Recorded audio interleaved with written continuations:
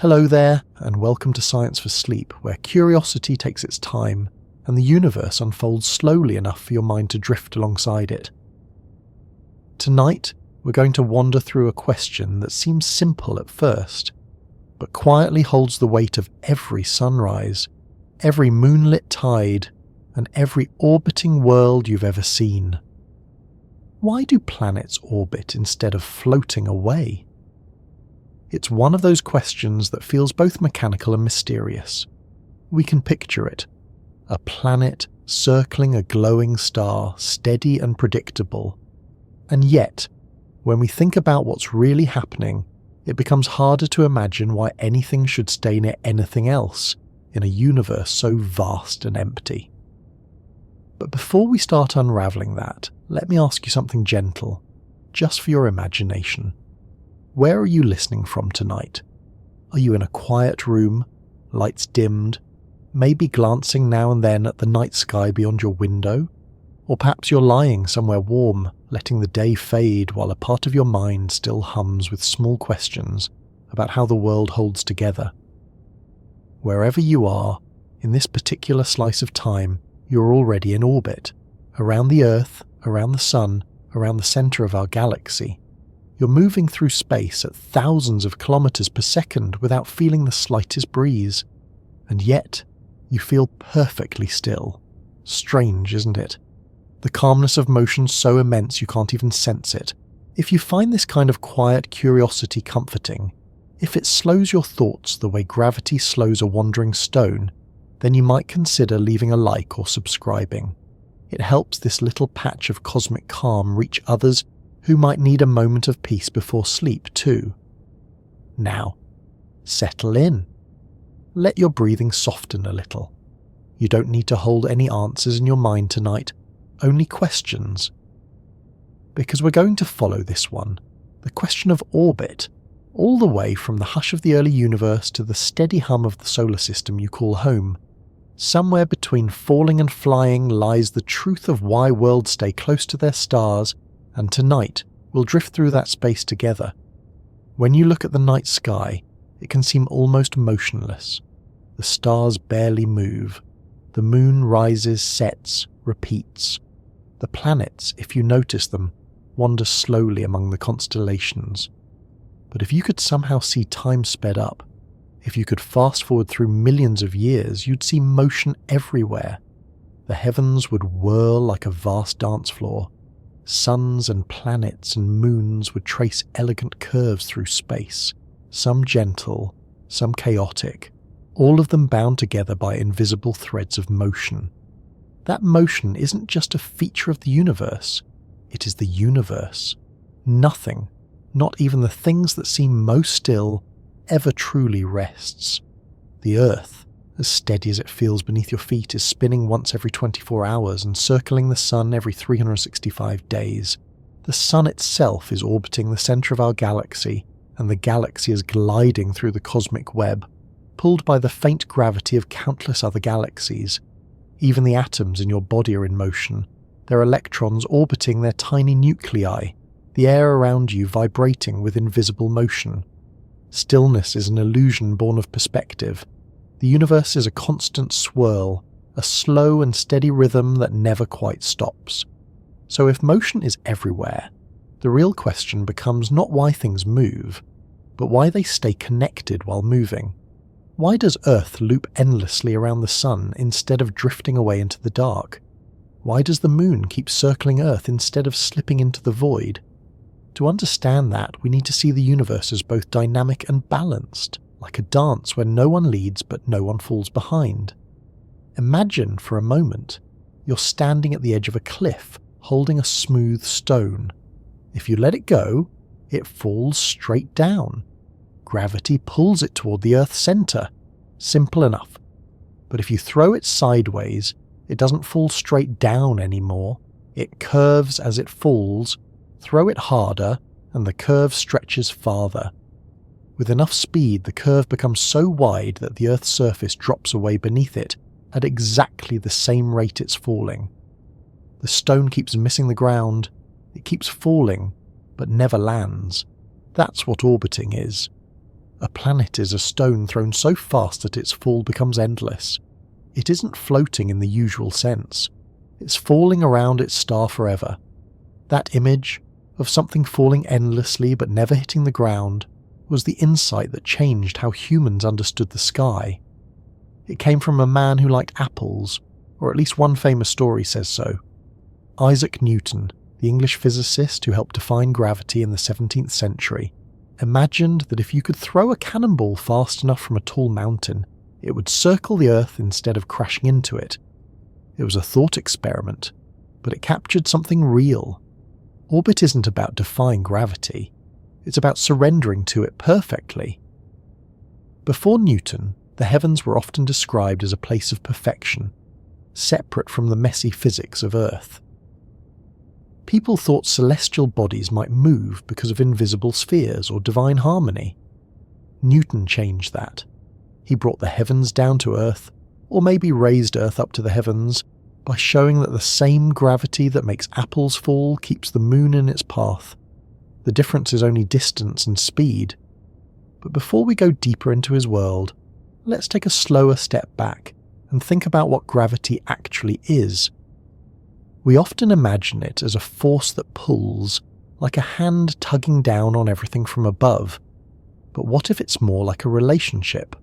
Two masses attracting one another, both moving, both curving space slightly toward each other. You're not just being pulled by the Earth, you're pulling the Earth too. The effect is just much smaller on your side. It's a connection between all matter, a silent conversation between everything that has mass. That's why gravity reaches across empty space.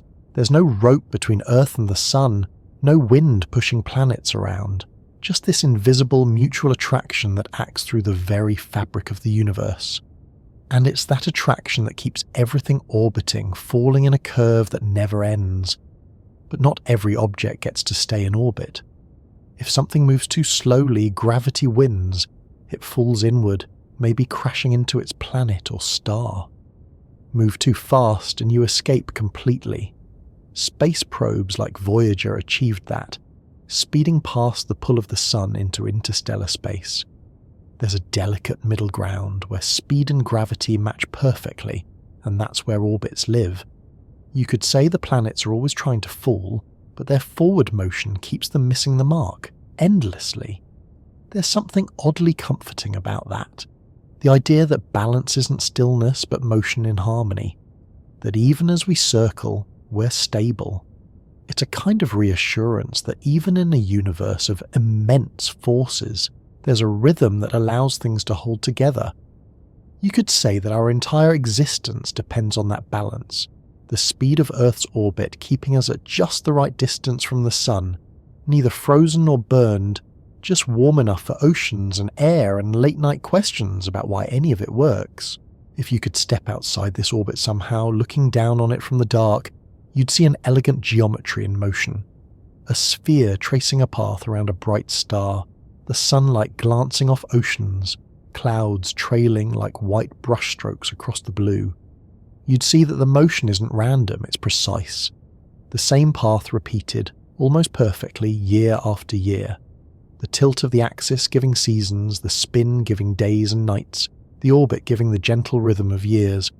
Without that movement, there would be no time as we know it. Every second of your life is tied to this motion. The length of a day is the spin of your planet. The length of a year is the time it takes to complete one orbit around the sun.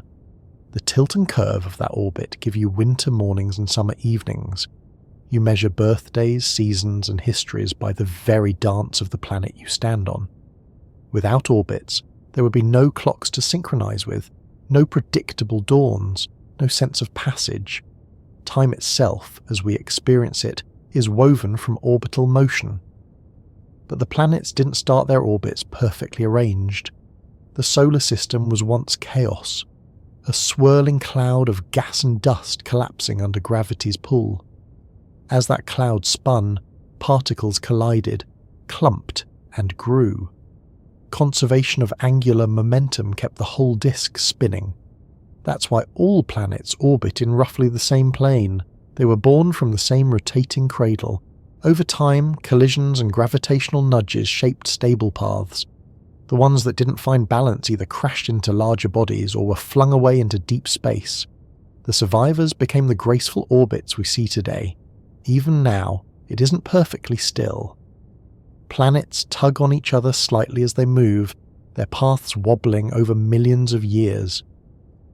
The gravitational pull of Jupiter, the giant among them, shapes the asteroid belt and protects the inner planets from too many intruders. Everything influences everything else, even across vast distances. It's like a slow, cosmic conversation in motion. And so, the reason planets orbit instead of floating away isn't that space ties them down, but that motion and gravity weave together into something stable. Each planet found its own rhythm where the pull inward matches the rush forward. It's not so different from the way a satellite stays above Earth. Too slow, and it falls. Too fast, and it escapes. Just right, and it circles endlessly. You can think of orbits as an agreement between speed and gravity. Each planet negotiated its terms long ago, and as long as nothing disrupts that balance, the dance continues. But if that balance ever breaks, a close encounter, a shifting mass, a dying star, the orbit can unravel. That's a story for another night. But even those disruptions are part of the same physics.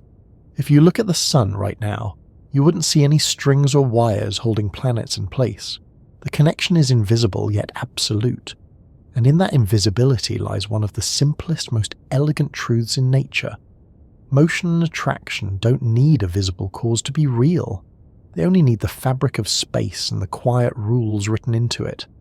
When you think about it that way, the solar system isn't a machine so much as a balance that keeps renewing itself.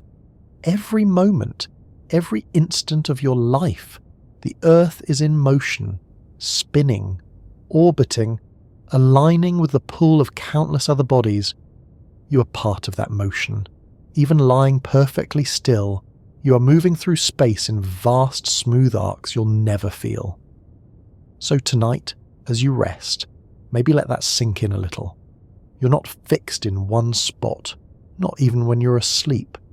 You're gliding, weightless in your own way, around the sun, around the galaxy, through time itself. Everything around you is moving in quiet coordination. The planets orbit not because they're trapped, but because they belong to a balance that keeps them safe. If you close your eyes and picture the universe, you might imagine a vast, dark expanse scattered with silent stars.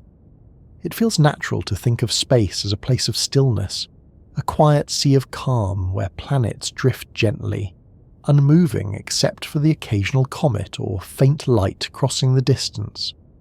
The word space itself almost invites that assumption. A vacuum, an emptiness, a kind of eternal pause between the things that matter. But nothing could be further from the truth. The universe, as it turns out, doesn't really do stillness.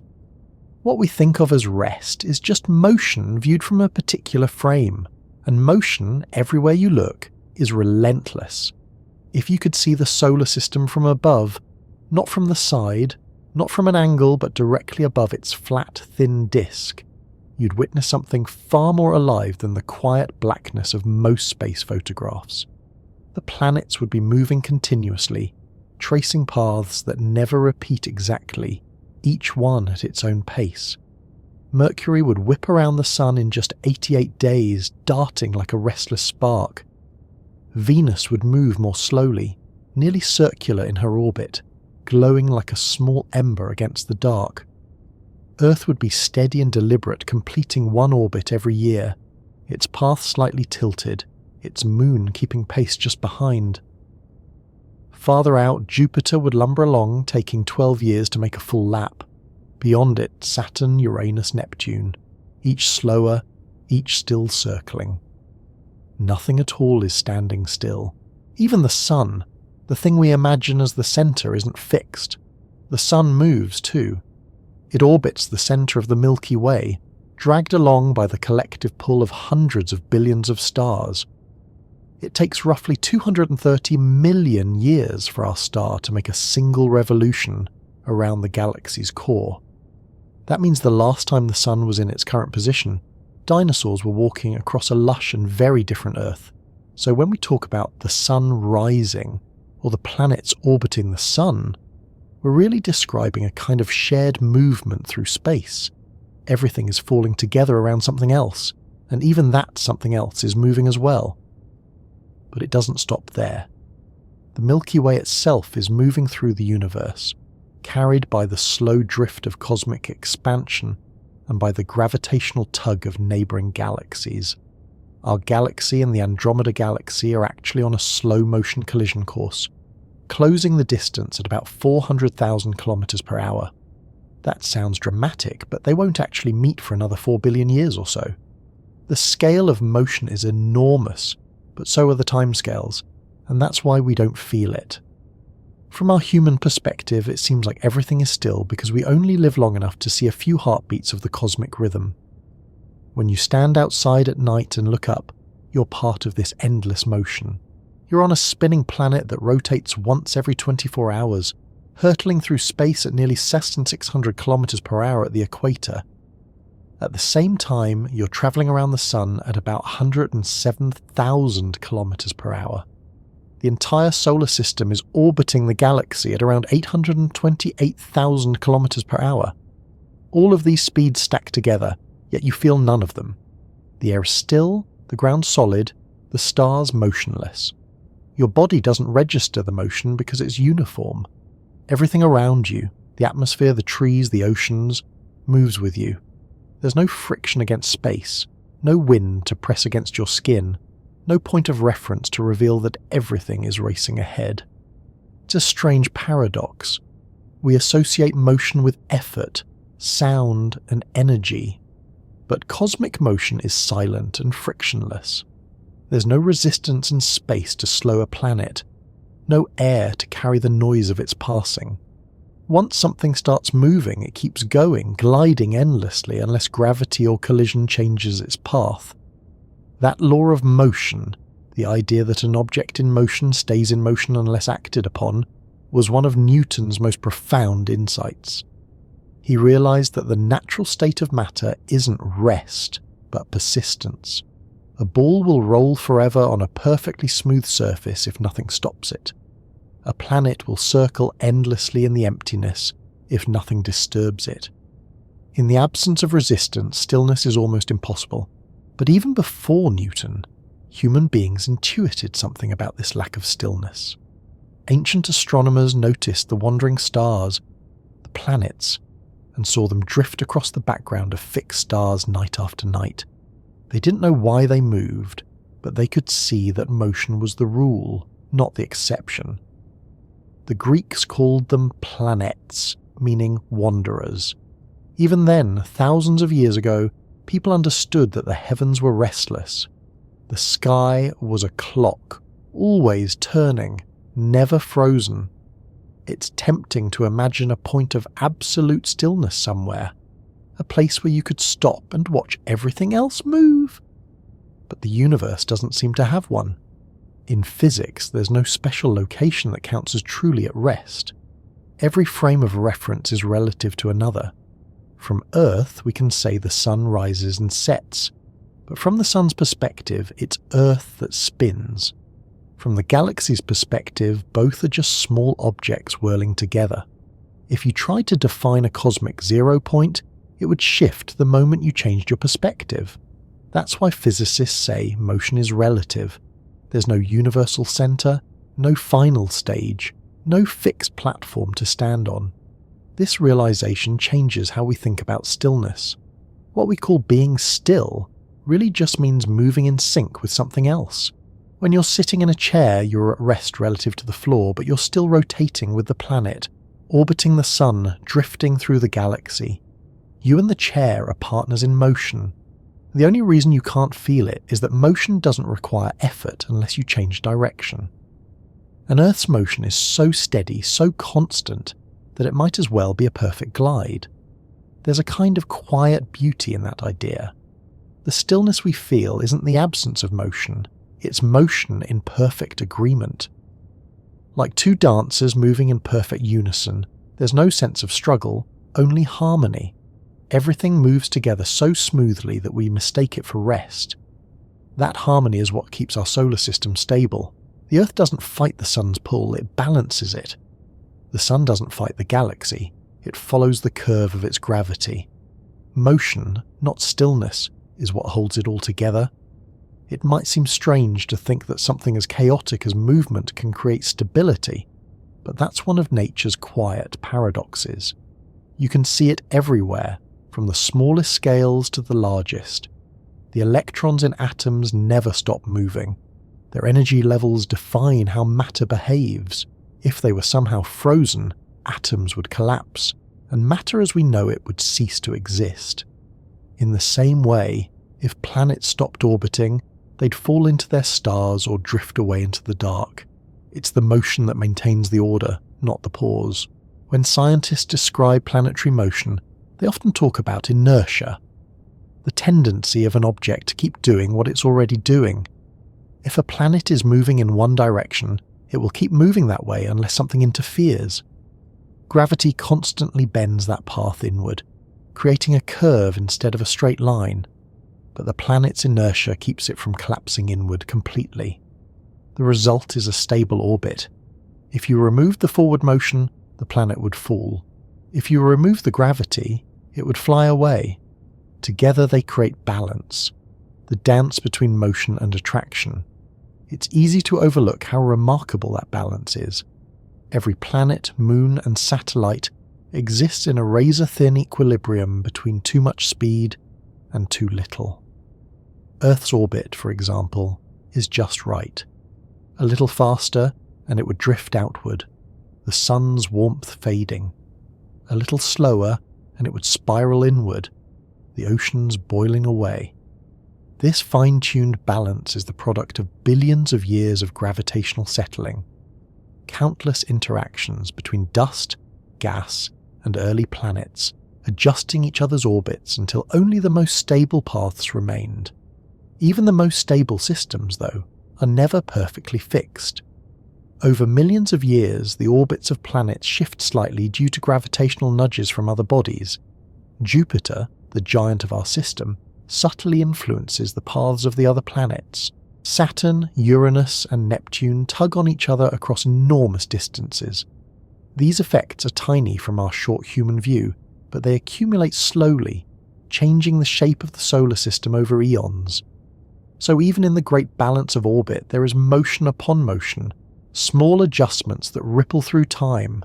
If you zoom out farther, beyond our star, beyond our galaxy, the pattern continues. Galaxies orbit one another, clusters of galaxies fall toward larger clusters, and the entire fabric of the universe expands outward, carrying everything along. The only kind of stillness that exists in this picture is temporary and local, a brief pause relative to something near you. On the cosmic scale, it's all in motion.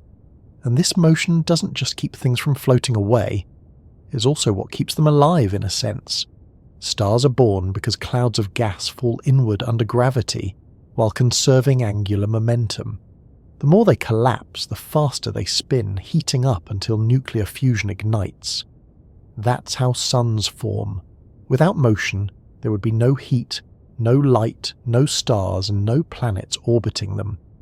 Even the calmest night sky, when seen clearly, is a record of motion frozen by distance.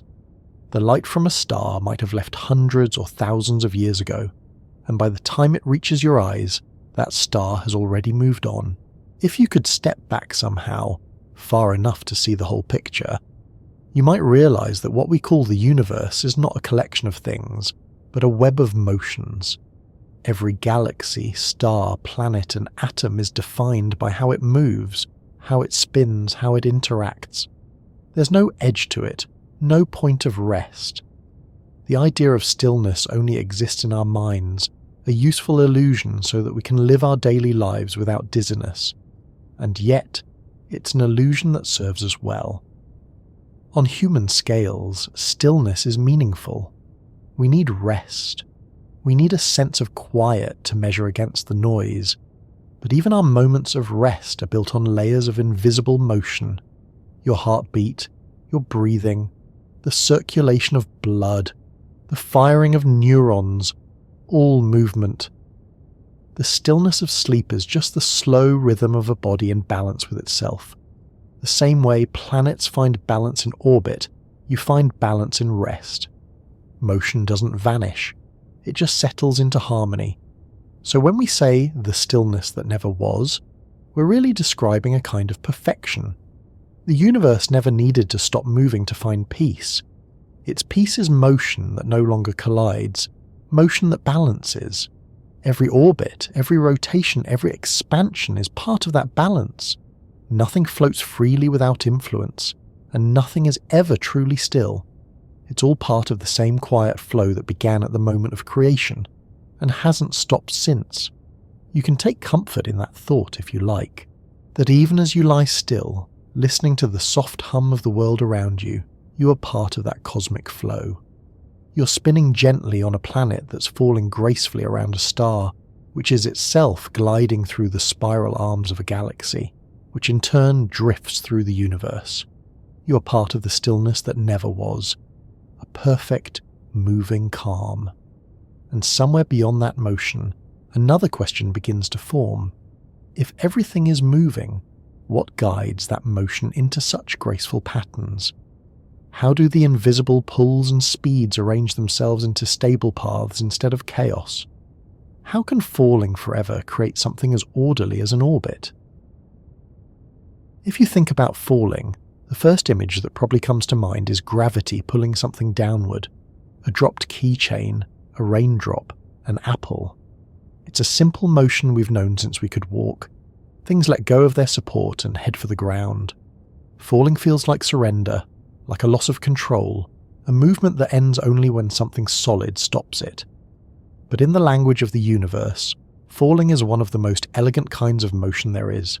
In fact, falling is how planets stay in their orbits. They never stop falling. They just never hit the ground. It sounds impossible at first. If something is falling, it should move closer to what's pulling it, not stay at the same distance. But space isn't like the surface of the Earth, and falling there doesn't mean what it does here. To understand why planets orbit instead of crashing, you have to picture falling not as a straight drop, but as a curve that keeps missing its target. That's what orbiting really is, an endless fall that bends so perfectly it becomes a circle or an ellipse. When Isaac Newton tried to describe this idea in the 17th century, he imagined a thought experiment that became famous among physicists and storytellers alike. He called it the cannonball thought. Picture a giant mountain rising above the atmosphere, high enough that air resistance doesn't matter. From the top of that mountain, you fire a cannonball horizontally, not upward, not downward, just sideways. If you shoot it gently, it will fall to the ground a short distance away, just as you'd expect. Fire it faster, and it travels farther before hitting the Earth. Faster still, and it curves around so much that the Earth's surface falls away beneath it just as quickly as gravity pulls it down. At just the right speed, the cannonball never lands. It keeps falling around the planet endlessly. It's in orbit. This balance between falling inward and moving forward defines everything from satellites to moons to planets. Gravity provides the inward pull, and momentum provides the sideways speed. The result is a closed loop, a fall that never ends and never finishes. That's why Earth stays near the Sun, and the Moon stays near Earth. They're not held up by any invisible strings or magnetic fields. They're simply moving fast enough that their paths curve forever around the things that attract them. You can see this principle at work in something as familiar as a tetherball. Imagine spinning it fast around its pole. The rope is like gravity, constantly pulling the ball inward. The motion keeps it circling, never reaching the pole, never flying off. In space, the rope is replaced by the pull of gravity, and the ball's speed replaces your swing. No matter how empty the sky seems, the same rules apply. But to really appreciate what falling forever means, you have to think about what gravity does. It's not a constant force pulling everything equally. It weakens with distance, spreading out across space. The farther you are from something massive, the weaker its pull becomes, Near the Earth, gravity is strong enough to keep you firmly grounded. A few hundred kilometers up, it's only slightly weaker, enough that satellites can stay aloft if they're moving fast enough sideways. At the distance of the Moon, it's much weaker still, but still strong enough to keep the Moon in orbit. Even at the far edges of the solar system, the Sun's gravity still has a faint hold, keeping icy comets in enormous looping paths that take thousands of years to complete. It's easy to assume that if gravity reaches everywhere, it should eventually pull everything together into one giant clump. But the secret to the universe's structure lies in motion. Every object that moves fast enough sideways avoids collapsing straight inward. Instead, it curves, like a coin spinning around a funnel, circling closer, but never quite falling in. That's why galaxies, solar systems, and even atoms have stable structures. Gravity and motion aren't opposites, they're partners. The same pattern exists in almost every scale we can imagine. Inside our solar system, the Earth's orbit around the Sun is nearly circular, meaning it's very close to that perfect balance point. But it's not completely perfect. It's an ellipse, slightly stretched. That means the Earth's distance from the Sun changes throughout the year, a little closer at one end, a little farther at the other. When we're closer, Earth moves slightly faster. When we're farther, it slows a little. This trade-off keeps the total energy of the orbit constant. No energy is gained or lost. It simply shifts between kinetic energy, the speed of motion, and potential energy, the pull of gravity. Like a pendulum swinging, the energy flows back and forth without ever vanishing. That principle of conservation, energy moving between forms but never disappearing, is part of what keeps planets falling forever. As long as nothing external steals or adds energy, the orbit continues. In practice, small influences do exist.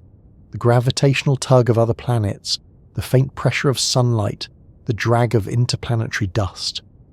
Over millions of years, these can nudge orbits slightly, making them more circular or more elliptical. But the overall picture remains steady. Planets keep falling, and their stars keep catching them in invisible curves. Now, if you were floating in space beside Earth, watching it move around the Sun, you wouldn't see any sign of falling. The motion would look effortless, like it was just gliding on invisible rails. But if you traced its path carefully, you'd see that every moment it's changing direction, curving gently toward the Sun. The Sun's gravity constantly bends its path, preventing it from flying straight. It's like driving a car around a wide circular track. You never stop turning the wheels slightly inward to stay on course. You're always falling toward the center, even though you never arrive there. What's beautiful about this is how simple it really is once you strip away the mystery. There's no hidden force beyond gravity and motion. Planets orbit because they're caught in the perfect compromise between wanting to fall and wanting to keep going. If they lost their speed, they'd spiral inward. If they gained too much, they'd escape entirely. The reason they don't float away is that their sideways motion exactly matches gravity's inward pull. That's it, a balance written into every object's energy. And yet, this balance creates everything we know. The length of a year, the rhythm of the seasons, the light and warmth that make life possible. All of it depends on Earth's orbit being steady. If our planet were even slightly off, everything would change. Too close to the Sun, and the oceans would evaporate. Too far, and they'd freeze. Falling forever doesn't just mean motion, it means stability born from motion. It's hard to imagine how something so enormous can be so delicate. But that's the universe's nature. Forces that seem unstoppable, gravity, inertia, heat, radiation, all find ways to balance over long enough timescales. The same equations that describe a falling apple also describe the arc of a planet, the ring of a galaxy, or the path of a comet. They differ only in scale, not in principle. Newton's law of universal gravitation ties them together. Every mass attracts every other mass with a force proportional to the product of their masses and inversely proportional to the square of the distance between them. That simple rule explains almost everything that moves under gravity. When you apply that rule to something as large as the Sun and Earth, the numbers become staggering. The gravitational pull between them is about 3.5 × 10⁻22 newtons, a force beyond comprehension. But the Earth's motion at about 30 kilometers per second exactly counterbalances that pull. So instead of crashing inward, it curves endlessly, tracing the same path again and again, year after year. The same goes for the Moon around Earth, held by gravity yet free in motion. And it isn't just planets.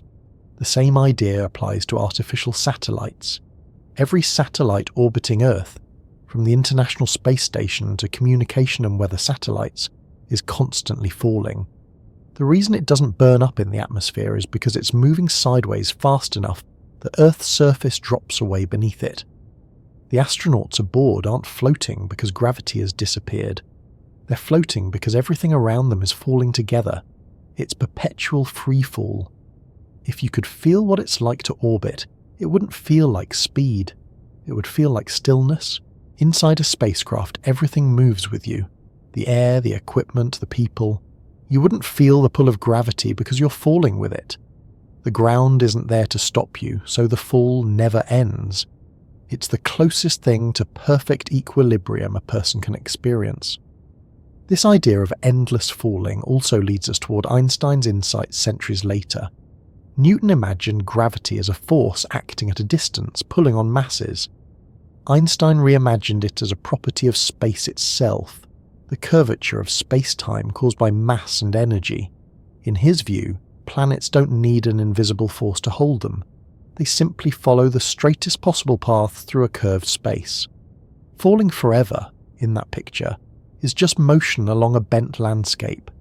The Sun bends space-time around it, and Earth follows that curve naturally, like a marble rolling around a gentle bowl. It doesn't need to be pushed or pulled, it's simply moving where space tells it to move. That shift in understanding made the universe far more intuitive. Instead of thinking of gravity as something acting on us, we can see it as the shape of the universe guiding motion. The Earth falls forever because the space around the Sun is curved in such a way that the straightest path loops endlessly. What feels like an orbit is really the geometry of space revealing itself. If you could somehow remove the Sun's mass, the space around it would flatten instantly, and Earth would fly straight into the void, no longer curved inward. It wouldn't need any extra push. Its motion would simply stop bending. That's why when a spacecraft escapes Earth's gravity, it doesn't have to keep firing engines forever. It just needs enough speed to move into a part of space where gravity's curve no longer loops back. From then on, it coasts freely, still falling toward everything, but never enough toward any single thing to stay bound. In this way, the universe is like a landscape of hills and valleys shaped by mass. Planets move in the dips carved by their stars. Moons roll around planets in smaller hollows within those dips. The pattern repeats across scales and everything is falling somewhere. Even galaxies fall toward one another in the deeper wells carved by clusters of mass. There's no absolute up or down, just curvature and motion. The beauty of this is that it turns falling into something graceful. It's not the sudden, terminal drop we experience on Earth, but a continuous, balanced motion that never reaches an end. Falling forever isn't failure, it's stability. It's the universe finding equilibrium between attraction and inertia. Every orbit, every curved path is a quiet statement that balance doesn't mean stopping. It means continuing smoothly, endlessly, without breaking. When you think of it that way, our very existence is the result of a fall that never finishes. Earth's endless curve around the Sun has kept the planet in a temperate zone long enough for life to appear and evolve. The Moon's orbit stabilizes Earth's tilt, keeping the seasons regular. Even your sense of time passing, the concept of a year, the rhythm of months, comes from this steady fall. The sky you see every night, the sunrise that begins each day, are all the visible patterns created by falling forever. And this fall isn't just happening out there in space, it's happening here, to you. Every atom in your body is being pulled toward the center of the Earth, following a curve in space-time. The ground stops you, but the pull is there all the same. If the ground vanished, you'd fall too, not because gravity suddenly appeared, but because it never stopped working. It's the most constant presence we have, the quiet reminder that motion and attraction never truly let go. So when we talk about planets orbiting instead of floating away, we're really describing this invisible balance between freedom and surrender. They're free in their motion, yet bound by the shape of space itself. They fall forever, not because they're trapped, but because that's what it means to move naturally in a curved universe.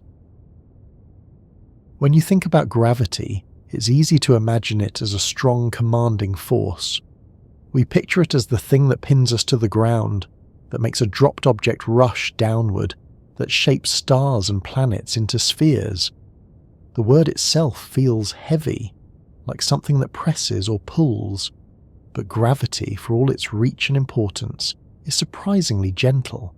It's the weakest of the four fundamental interactions that govern the universe, and yet, it's the one that sets the grandest stage. It organizes galaxies, choreographs orbits, and gives structure to the cosmos itself. If you dropped a paperclip and a magnet in front of you, the magnet's pull would win easily. Even the gravity of an entire planet cannot outmatch the small electromagnetic force in that simple example. The electric and nuclear forces are much stronger on small scales, but they fade quickly with distance. Gravity does the opposite. It's feeble up close but infinite in range. It never turns off, never cancels completely, and always acts in one direction: attraction. That consistency allows it to dominate at the larger scales. Over light years and billions of tons, its weakness becomes its strength. You can feel that gentleness right now. Gravity isn't tugging you violently toward Earth. It's holding you softly, just enough to keep your feet on the ground. You don't sense motion or strain. You simply belong here because of it. That's the same balance the planets experience around the Sun, scaled up to astronomical proportions. The pull is constant, quiet, and precise. Without it, the universe would lose its shape. Everything that exists in structure, stars, planets, galaxies, would simply drift apart into chaos. It's strange to think that this softest of forces is also the architect of almost everything visible. The universe began in near uniformity, a sea of particles expanding outward after the Big Bang. Gravity was the first sculptor to act, drawing together tiny clumps of matter into larger ones. Over millions of years, those clumps became clouds, then stars, then galaxies. The same principle that keeps the moon close to Earth once gathered hydrogen into suns. That's the quiet power of gravity's gentle hand. It doesn't rush, it doesn't shout. It works slowly, persistently, shaping reality in silence. What's even more fascinating is that gravity doesn't need a medium to act through. Sound travels through air.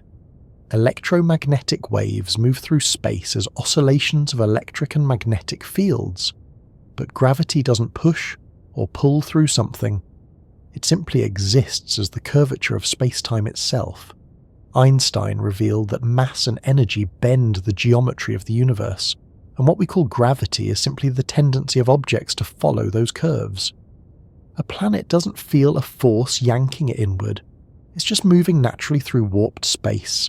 That's why Einstein once described gravity not as a pull, but as a kind of guidance. He used the image of a heavy object placed on a stretched fabric. Imagine a large rubber sheet pulled tight, and then you set a bowling ball in the centre. The ball presses down, stretching the sheet. Now roll a marble nearby. It doesn't move in a straight line anymore. It curves around the heavier ball, drawn inward by the slope in the fabric. That's a two-dimensional analogy for a four-dimensional truth. Mass tells space how to curve, and space tells mass how to move. The Sun, being massive, bends the space-time around it. Earth simply moves along the straightest possible path in that curved geometry. A path that happens to be a loop. There's no need for the Sun to pull or push. The curvature itself keeps Earth in motion. When you understand that, you realise that gravity isn't a force in the traditional sense at all. It's the geometry of existence. This view of gravity as geometry helps explain phenomena that puzzled scientists before Einstein. One famous example is Mercury's orbit. Newton's laws predicted most planetary motions with astonishing accuracy, but Mercury was slightly off. Its path around the Sun shifted, or precessed, more than Newton's equations allowed. For decades, astronomers tried to explain it.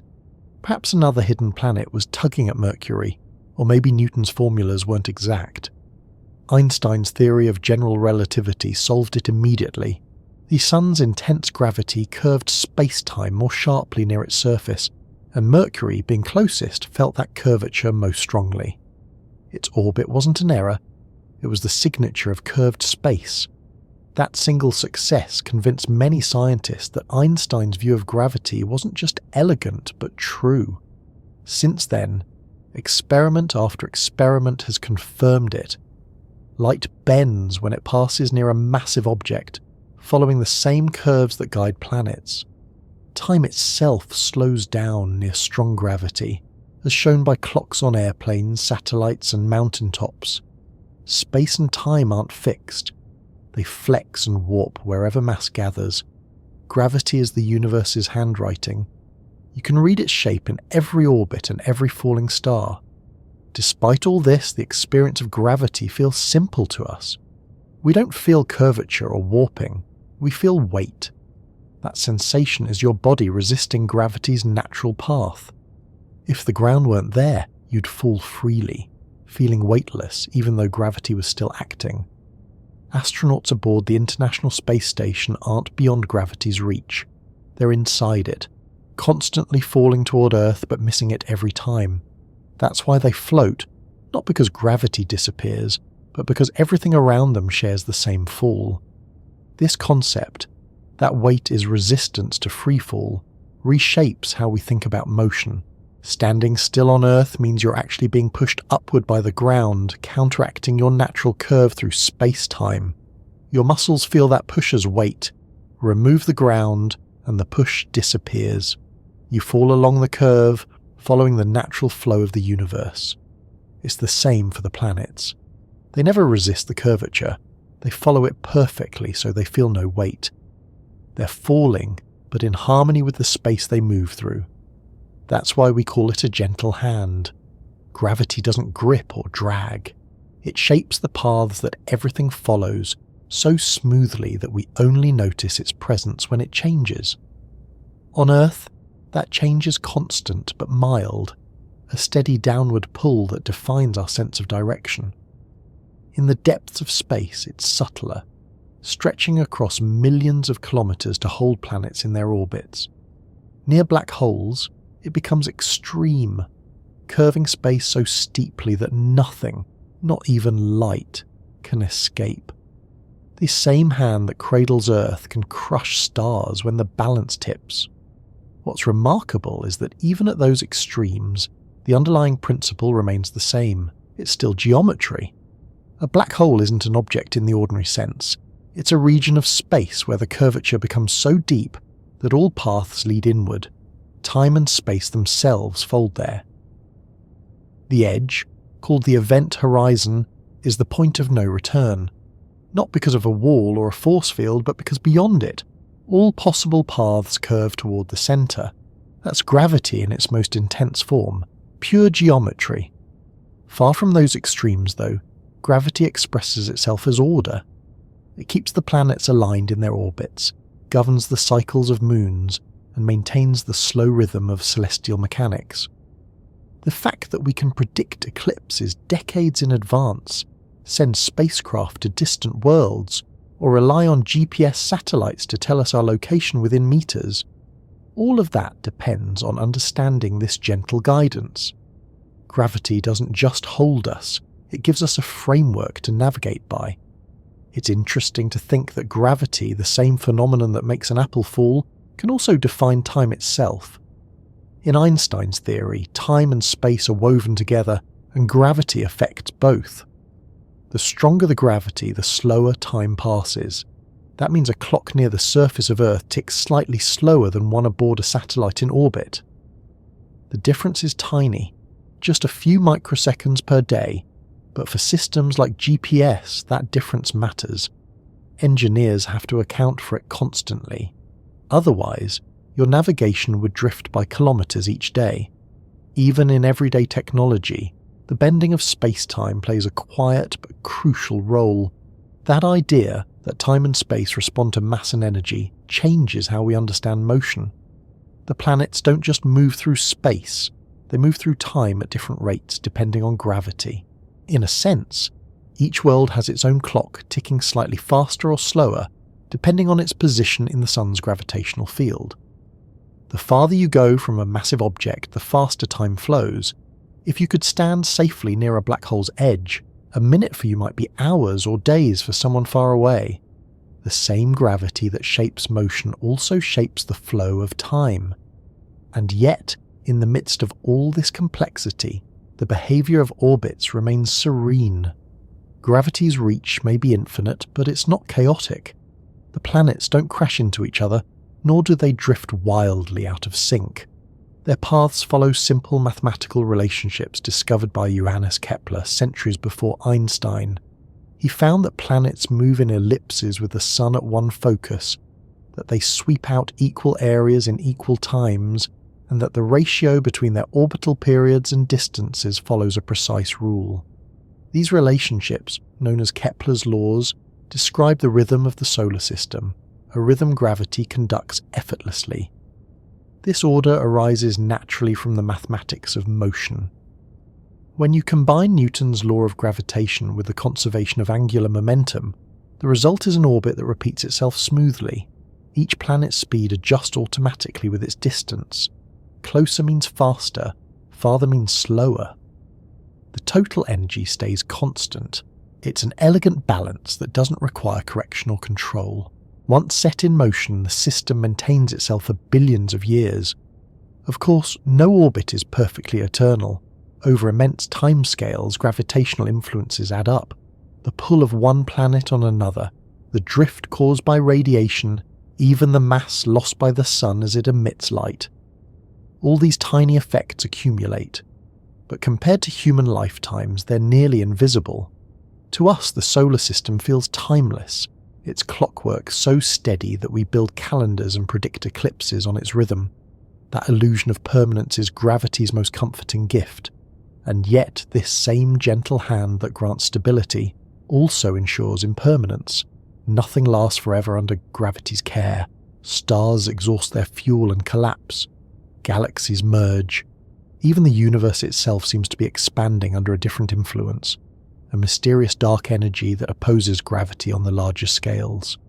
In time, gravity's structures will stretch thin, but for now it remains the dominant sculptor of everything we see. Its patience outlasts ours by orders of magnitude. What makes gravity feel so peaceful in this understanding is its constancy. It doesn't flicker or fade. It acts the same everywhere, according to the same rules, unhurried and precise. You could travel to the farthest galaxy, and gravity would greet you there in exactly the same way. It's the universe's universal language, spoken softly across infinite space.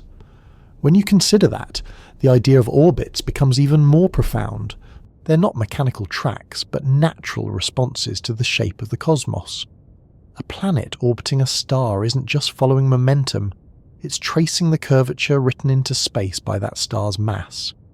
The balance we see, between motion and pull, between speed and curve, is the visible form of an invisible geometry. Gravity's hand guides it all without friction, without sound, without visible touch. If you could somehow see the curvature of space around the sun, it might look like an invisible funnel, deepest at the centre, stretching outward with diminishing slope. Earth moves along that surface effortlessly. To us that motion feels permanent, but it's really a moment in an ongoing conversation between mass and motion, space and time. Each orbit is a sentence written in that language. It's comforting to think of it this way. You're not just living under gravity, you're living inside it, part of the same curvature that guides the planets and holds the galaxies. Every step you take, every breath you draw, happens within that geometry. You belong to it as naturally as the Earth belongs to the Sun, and as the planets continue their endless falling, guided by this gentle hand, they reveal something fundamental about the universe. That order can emerge from simplicity, that peace can come from motion, and that even the smallest pull, given enough time, can hold the grandest patterns together. It's easy in hindsight to treat Isaac Newton as a figure carved from legend, the man under the apple tree struck by sudden insight, discovering gravity in a single afternoon. It's the kind of story that feels almost too perfect to question, a neat moment of revelation that captures the simplicity of falling and the grandness of the heavens in one image. But Newton's understanding of gravity wasn't born from one falling apple. It grew from years of watching, wondering, and building connections between the ordinary and the infinite. The apple was a symbol, not an event. Still, the image works, and maybe that's why it endures. A small object falls, as countless others have before it, and instead of simply noticing the motion, Newton asks the question that would change the world. Why? Why does the apple fall downward and not sideways or upward? What is it that draws it toward the Earth?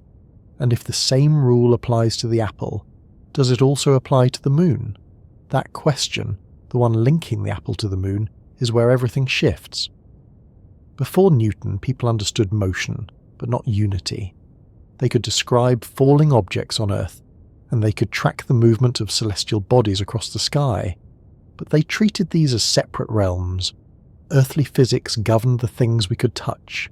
Celestial motion belonged to the heavens, mysterious and divine. Newton's insight was to see that there is no boundary between them. The same rule that makes an apple fall also guides the moon's path around Earth. To understand how radical that was, you have to remember how people saw the cosmos before Newton.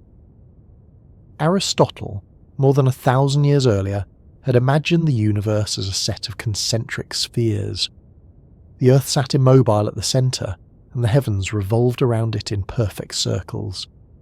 Things near Earth were corruptible and changing: smoke, dust, rain, life, decay. But the heavens were different. They were perfect, eternal, and unchanging. Celestial bodies moved in circles because circles were considered the perfect form, and those motions had nothing to do with gravity or falling.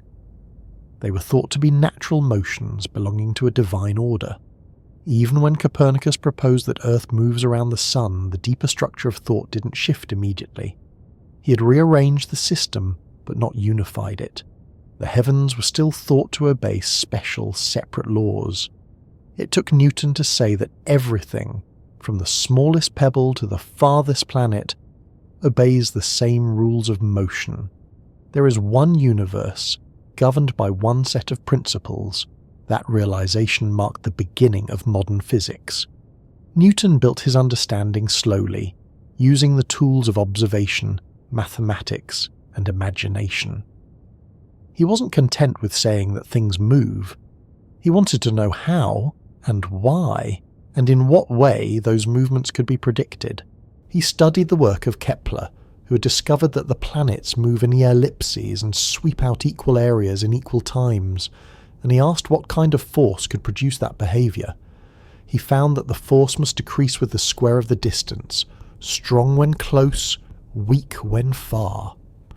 This idea that the strength of gravity diminishes with the square of the distance is called the inverse square law. It's one of the most important relationships in all of science, and it shows up everywhere. Double the distance between two objects, and the gravitational force becomes 4 times weaker. Triple it, and the force is 9 times weaker. This simple mathematical pattern allows orbits to exist. If gravity didn't weaken that way, the balance between motion and pull wouldn't hold. Planets would either spiral inward or fly away. The inverse square law is the quiet symmetry that makes stable motion possible. Newton expressed this in an equation so simple that it still sits at the foundation of physics today. F Gx m1 gex s2 r2. Here, F is the gravitational force between two objects, m1 and m2 are their masses, r is the distance between the centres, and g is the gravitational constant, a number that tells us how strong the force of gravity is in the universe. That equation is the mathematical version of the apple's fall and the moon's orbit combined. When Newton proposed this, it was an extraordinary leap. For the first time, he had shown that gravity is universal. The Earth pulls on the apple, but the apple also pulls on the Earth. The sun pulls on the planets, but the planets pull back. Every mass in the universe attracts every other mass, no matter how small or distant. It was a vision of complete connectedness, everything influencing everything else through the same invisible law. But Newton didn't know what gravity was. He could describe how it worked, predict its effects with incredible accuracy, but the mechanism itself was mysterious. He famously said, "I frame no hypotheses." In other words, he wasn't going to invent a story about how gravity reaches across empty space. He accepted that it did, and that the mathematics worked, but he left the deeper question open. It would take Einstein centuries later to describe gravity as the curvature of space-time rather than a force acting through emptiness. Even without that deeper explanation, Newton's discovery was revolutionary. With his equations, scientists could calculate the paths of planets, predict eclipses, and understand tides.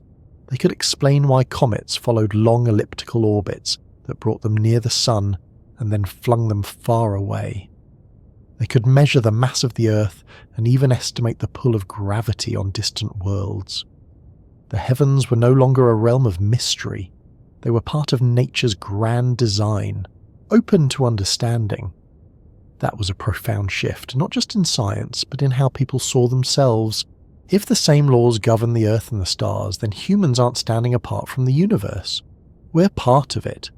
The apple and the moon, the falling stone and the orbiting planet, all belong to one system, one reality, one gentle web of attraction that connects everything. Newton's apple didn't just fall to the ground. It fell through the barrier between heaven and earth that had existed for millennia. And that's why his story endures. Whether or not the apple actually struck him, the image captures what really happened in thought, the moment the familiar became universal. The everyday motion of a falling object revealed the machinery of the cosmos. Newton took something ordinary, gravity, and showed that it extends infinitely. It's worth pausing to imagine what that realization felt like. Picture the world of the 17th century. Telescopes still new, the laws of motion only partly understood, the orbits of planets described but not explained. To look at the moon and realize that it's falling toward Earth, just as an apple falls, but fast enough and far enough away that it keeps missing.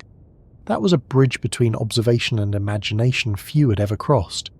Newton's genius was to make that bridge permanent. He understood too that motion itself has structure. An object in motion tends to remain in motion unless acted upon by a force. That's inertia, one of his 3 laws of motion. The second law relates force, mass, and acceleration. How much an object changes its speed when pushed. The third says that every action has an equal and opposite reaction. Together, these laws describe how objects move and interact. Add gravity to the mix, and the universe becomes calculable. When you apply these laws to something like a planet, the simplicity is stunning. Gravity provides the inward acceleration. Inertia provides the forward motion. The result is an orbit, a constant dance between falling inward and moving sideways. Newton showed that this same balance applies to every scale. Drop a stone and it accelerates toward Earth. Fire a cannonball fast enough and it circles. Launch a spacecraft fast enough and it escapes entirely. The difference is only one of speed and distance. That realization that a single mathematical framework can describe everything from a tossed pebble to the movement of worlds is one of the reasons physics feels so elegant. It's not just about equations or predictions, it's about unity. The the universe becomes less mysterious when you see that its behaviour, however vast, is written in the same simple rules you can test on your own. The same gravity that keeps the moon in orbit also keeps your feet on the ground. Even now, when we understand so much more about the universe than Newton ever could, his laws remain essential. Engineers still use them to launch rockets, navigate spacecraft, and design satellites. Astronomers still rely on them to predict planetary motion. Einstein's theory refines Newton's but doesn't replace it. It adds precision where gravity becomes extreme, such as near black holes or in the bending of light. For most of the universe, Newton's gentle equations are still perfectly accurate. It's fascinating to think that this entire understanding, the orbits, the tides, the trajectories of spacecraft, comes down to a question about a falling apple. It wasn't the first apple to fall, nor the last, but it was the first one that made someone think beyond the immediate. Newton saw connection where others saw separation. He asked what link the apples drop to the moon's path, and he found an answer that tied together all motion under one law. What makes his story feel so enduring is its quietness. There's no flash of drama, no explosion of discovery. Just a man sitting under a tree watching something ordinary and realizing that the same rules govern everything from here to the stars. It's the perfect example of science's patient curiosity, the kind that doesn't chase miracles, but listens to the ordinary until it reveals something profound. That patience mirrors the nature of gravity itself. Both work slowly, steadily, without spectacle. Both are gentle forces that shape everything given enough time. Newton's own life followed that rhythm. Long periods of isolation and thought, bursts of insight, and years of refining ideas before sharing them. His Principia Mathematica, published in 1687, became one of the most influential books in history. In it he described not just gravity but the laws of motion, the shape of planetary orbits, and the mathematics that could describe the universe. It was a turning point from wonder to understanding. And yet, for all his precision, Newton was aware of how mysterious gravity still was. He wrote that it was inconceivable that matter should act upon other matter without something between them. He couldn't imagine how an object could influence another across empty space. He gave us the how, but not the why. That deeper question would linger for centuries, waiting for Einstein's vision of curved space-time to replace invisible forces with geometry. But even without that, Newton's framework remains one of the most successful ways of describing motion ever discovered. Today, every time a spacecraft launches into orbit, it's following Newton's path, not the one under the apple tree, but the one traced in thought between falling and circling. The rockets are simply extending the logic of that cannonball fired from a mountaintop, the one that never quite lands. They climb until the curve of their fall matches the curve of the Earth, and then they coast, forever falling but never arriving. Every astronaut who's floated weightlessly above the planet is living proof of Newton's realization, and when you think about it that way, gravity becomes something more than just a force. It becomes a relationship between motion and mass, between falling and freedom, between the Earth and everything that moves upon it. Newton's apple didn't just drop from a branch. It reminded us that everything, everywhere, is connected by invisible threads of attraction. Those threads weave the orbits of planets, the formation of stars, the cycles of moons, and even the shape of time itself. If you could look at the universe not as stars and planets, but as shapes and surfaces, you would see something unexpected. Space would not appear flat, like an infinite sheet stretching forever in every direction.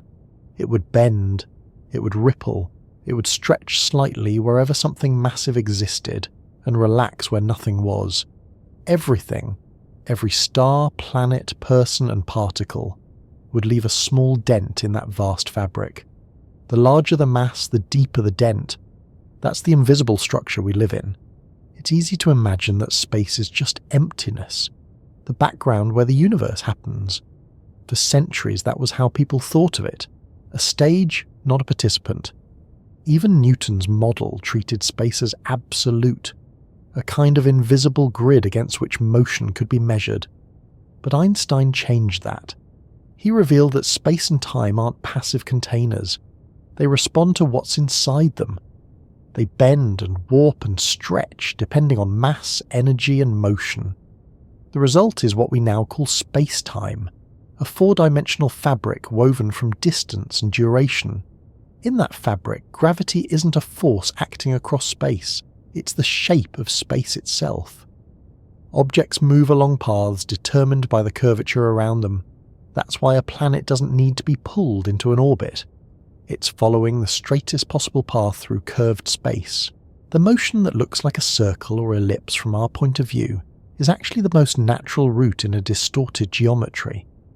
To picture this, it helps to think in analogies, even though every analogy falls a little short. Imagine a large, flexible sheet stretched tightly in every direction, something like rubber or fabric. If you drop a heavy sphere in the centre, the sheet dips under its weight, forming a smooth circular valley.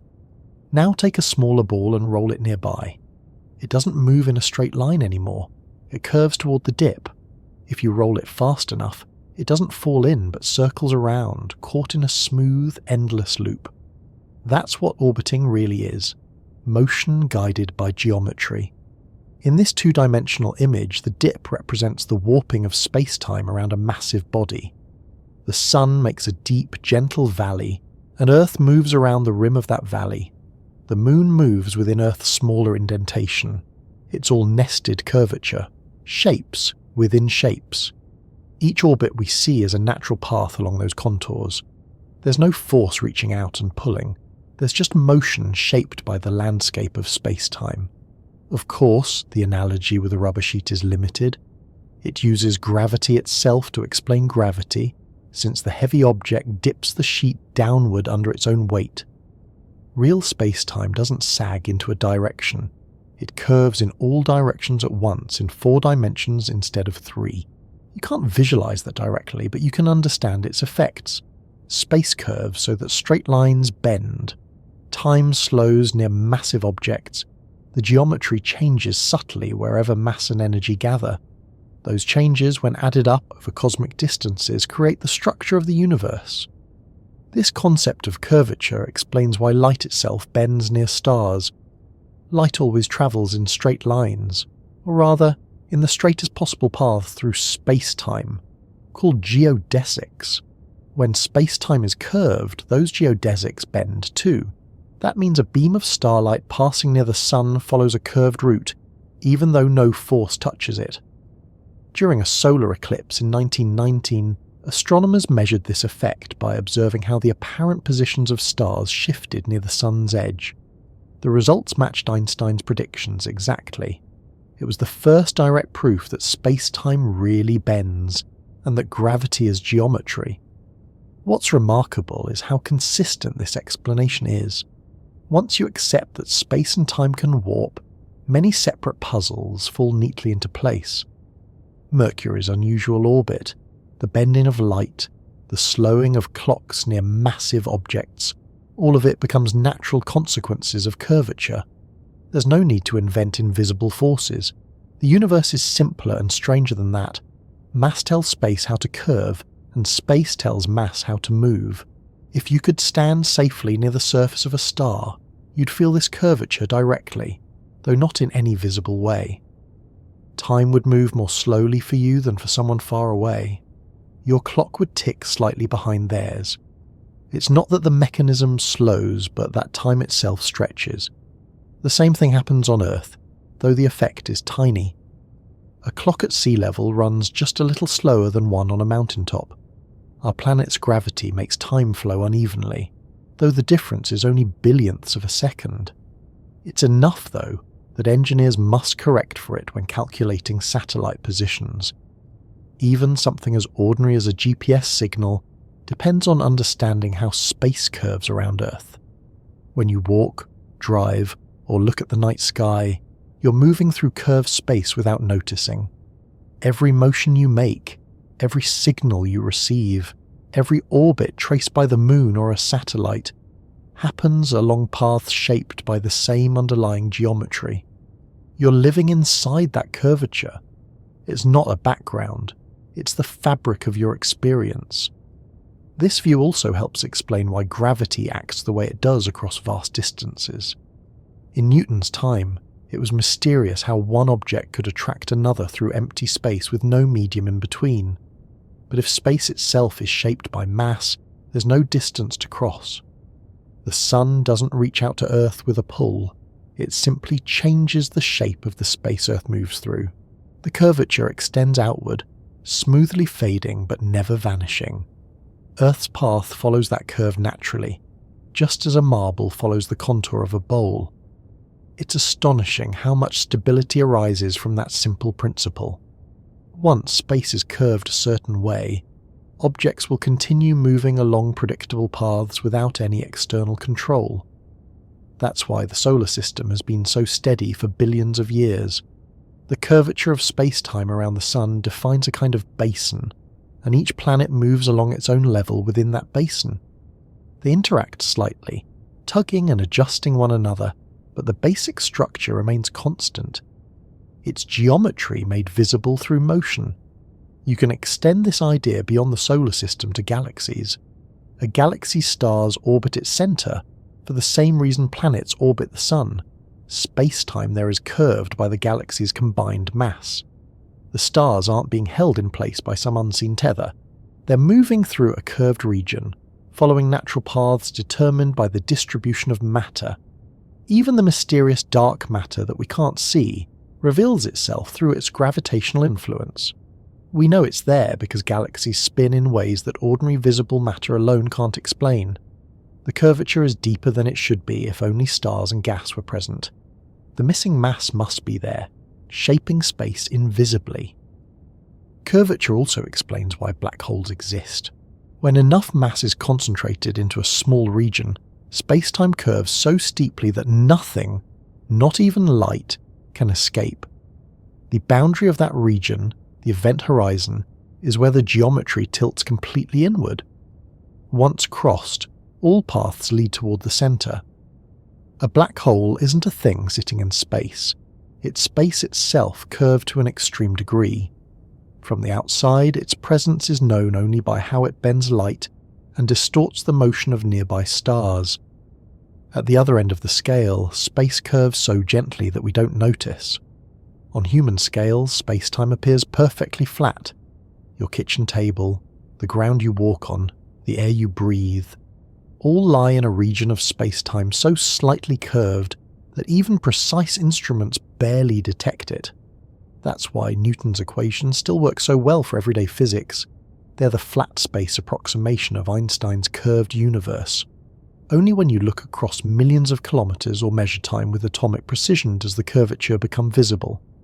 Even light from distant galaxies follows these curves. As it travels toward us, it may pass near massive objects like clusters of galaxies, which act as gravitational lenses. The light bends around them, magnifying and distorting the background image. Astronomers use this effect to study faraway galaxies that would otherwise be invisible. It's one of the most powerful confirmations that spacetime's geometry shapes everything we see. The universe, in this sense, is both lens and landscape. If you pause and think about what that means, it changes how you imagine space entirely. There is no empty void. The distances between stars aren't blank or featureless. They're filled with structure, invisible but measurable, that tells matter where to go and time how to flow. When a planet orbits, it's tracing the shape of that structure. When a photon travels, it's sliding along those curves. Everything that moves is responding to the same geometry, like objects drifting on a vast invisible ocean. That ocean isn't static either. It changes as matter moves. When two massive objects accelerate, they create ripples in space-time, gravitational waves. These ripples travel outward at the speed of light, carrying information about their source. In 2015, scientists detected such waves for the first time, produced by the collision of two black holes over 1 billion light-years away. The instruments that measured them, called LIGO, are so sensitive they can detect changes in length smaller than a fraction of a proton. Each time a wave passes, space-time itself stretches and compresses minutely. It's like feeling the pulse of the universe, the faintest vibration of its fabric. Those waves are the ultimate proof that space isn't just a background. It's active, flexible, and alive with motion. Every event, every orbit, explosion, collision, or supernova sends ripples through it. Most are too weak to notice, but collectively they form a background hum that fills the cosmos. When you think about the planets orbiting quietly around the Sun, you're looking at a tiny, stable version of that same phenomenon. Motion through curved space, shaping and responding to the geometry around it. And yet, for all its complexity, the experience of this curvature feels perfectly ordinary. You can live your whole life without ever sensing it directly. The air feels still, the ground solid, the stars unmoving. The quiet illusion of stability hides the fact that you're constantly moving along a curved path through space-time, falling gently toward the Sun while spinning around Earth's axis, while the entire solar system arcs around the center of the galaxy. You don't feel any of it because every part of you, every molecule, is moving together through the same geometry. There's no friction, no reference point, no sign of the motion except the passage of days and seasons. If you could somehow see your own path through space-time, it would look like a smooth line winding forward through 4 dimensions. That line, called a world line, records everything about your motion, where and when you exist at every instant. The same is true for the planets. Each orbit isn't just a path in space. It's a helical path through time. As Earth moves around the Sun, time flows forward, creating a spiral of existence through the fabric of space-time. Every rotation, every revolution, adds another loop to that spiral. In this sense, orbits aren't closed circles, but continuous threads weaving through time. When you look up at the night sky, you're seeing millions of those threads from other places, all overlapping. The light from distant stars left long ago tracing its own curves through warped space to reach your eyes. Even a single glance upward connects you to the geometry of the cosmos, the accumulated shape of everything that has ever moved. And what's most fascinating about this curved geometry is how stable it is. Space bends, but it doesn't break. The shapes persist for billions of years. The Earth's orbit remains almost exactly the same year after year because spacetime's curvature around the Sun doesn't change significantly. The planets are part of that balance, each motion reinforcing the others. The geometry of space keeps them aligned, not through force or control, but through simple consistency. This curved path through space is the quiet answer to why planets orbit instead of floating away. It isn't magic. And it isn't a push or pull acting across emptiness. It's the natural flow of motion along a bent landscape. When you move through that landscape, you can't help but follow its shape. The planets are doing exactly that, obeying the structure of the universe itself. It's humbling to realize that this same curvature extends everywhere, from the space beneath your feet to the edges of the visible universe. Every object you've ever known is moving through it. Every second of your life takes place along a curve you can't see. You are, in a very real sense, orbiting through space-time the same way Earth orbits the Sun. You are falling gently through a landscape shaped by everything around you. When you look at the sky on a clear night, it's easy to imagine that the stars are scattered randomly, as if they were thrown across the dark by chance. But when you study their motion, and especially when you look closer at the planets moving among them, a quiet order starts to appear.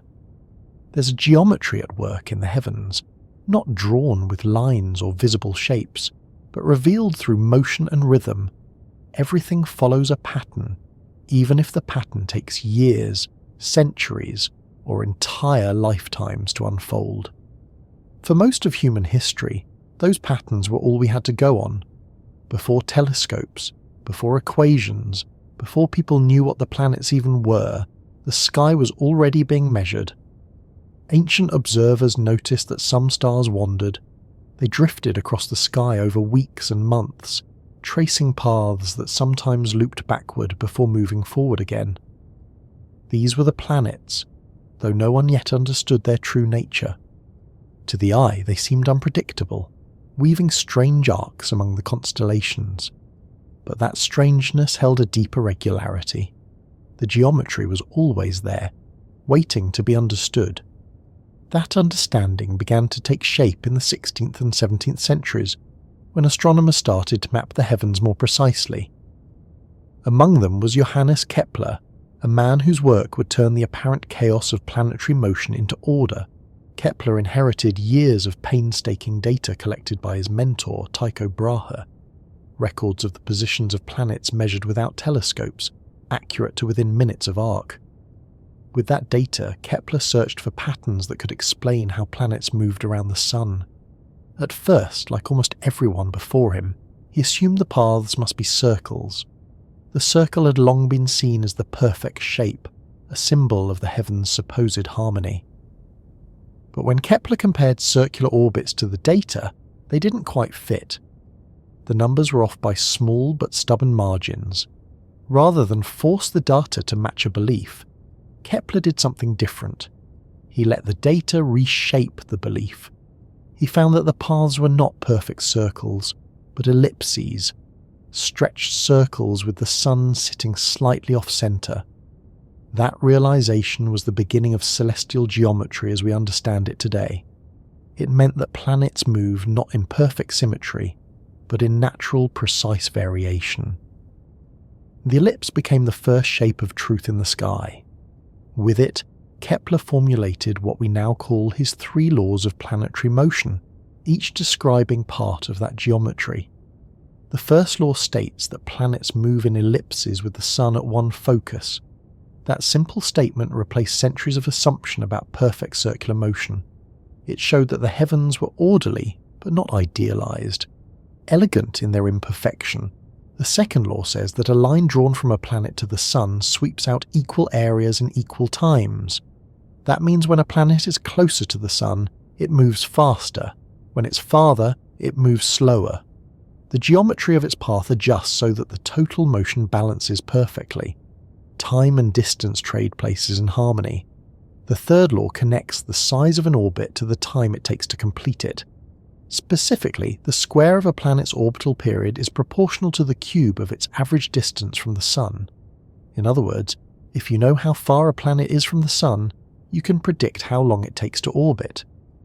The geometry and the timing are linked by a simple mathematical relationship.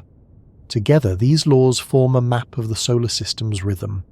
They describe not just where planets are, but how they move, the exact shape of their paths and the speed at which they travel. It's geometry written in time as much as in space. And though Kepler didn't know why these laws held true, that would come later with Newton's theory of gravitation, he was the first to show that the heavens could be described by simple, consistent patterns. When you look at an orbit through this lens, it's not just motion, it's geometry unfolding. Every path is a kind of dialogue between gravity and inertia, drawn out over immense distances. The ellipse, in its quiet symmetry, captures that balance perfectly. One side pulls inward, the other stretches outward. The planet speeds up, then slows down, always in proportion, always in tune.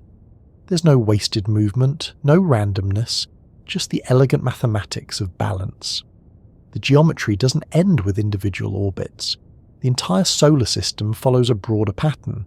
Almost all planets move in the same direction, in roughly the same plane, a thin disk around the Sun.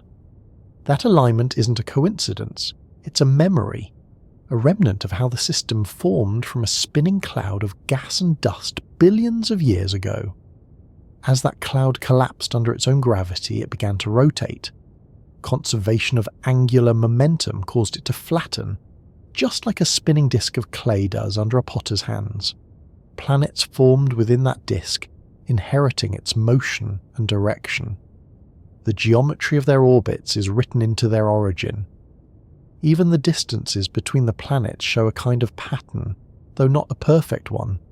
early astronomers noticed that each orbit seems to be roughly spaced in a widening series. For a time, some thought there might be a mathematical rule behind it, an arrangement like notes in a scale. The so-called Tycho-Bode law tried to capture this spacing with a simple formula. It wasn't entirely accurate, but it hinted at something real, that planetary systems aren't random scatterings, but structures with underlying order. Modern studies of exoplanets, planets orbiting other stars, suggest that this tendency toward pattern is universal.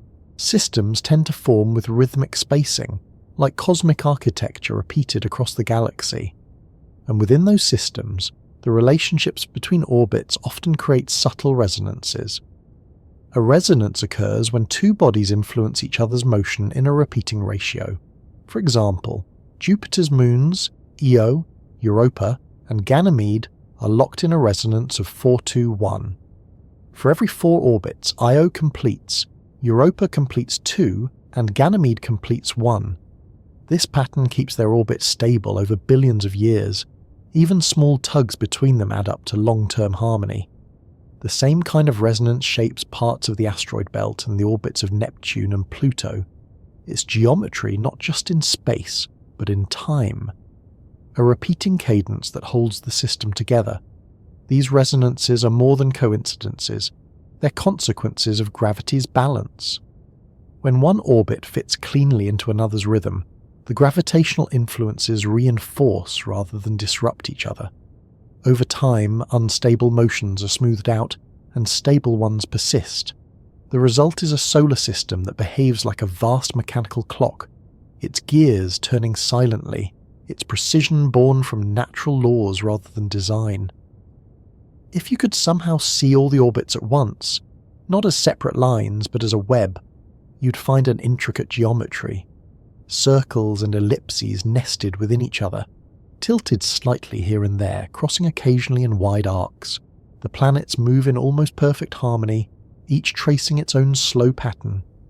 Moons spiral around planets, planets around the sun itself around the centre of the galaxy. It's a hierarchy of motion, one layer folded neatly inside another. The geometry scales upward endlessly. And yet, this order isn't rigid. It breathes. Over millions of years, the shapes of orbits shift slightly. Eccentricities change. Tilts wobble. The pull of one planet on another adds tiny adjustments. But these changes happen so slowly, so predictably, that the overall pattern remains intact. The solar system isn't frozen geometry. It's dynamic geometry, flexible but stable. That's what makes it feel alive rather than mechanical. When you think about it, this combination of stability and motion is what allows life itself to exist. The Earth's slightly elliptical orbit ensures variation without chaos, enough change to give us seasons, but not so much that the climate swings wildly. The tilt of our axis, the speed of our rotation, and the distance from the Sun are all products of this cosmic geometry. It's not fine-tuned by design, but by physics. The balance we experience every day, warmth, day and night, tides and weather, all trace back to the geometry of motion carved into the heavens. Even our sense of time comes from these geometric relationships. A day is a rotation, a year an orbit. The geometry defines rhythm, and rhythm becomes time. Without the curved paths of planets and the steady spin of worlds, time would be meaningless. A concept without markers. Every clock you've ever looked at, every calendar you've ever used, measures geometry translated into hours and days. What makes this geometry feel almost intimate is how predictable it is. You can calculate where Mars will be in the sky 50 years from now, or when the next eclipse will occur. Those predictions are possible because the rules of motion and the shapes of orbits don't change quickly. The heavens move in their slow dance, and we can read their steps with remarkable accuracy.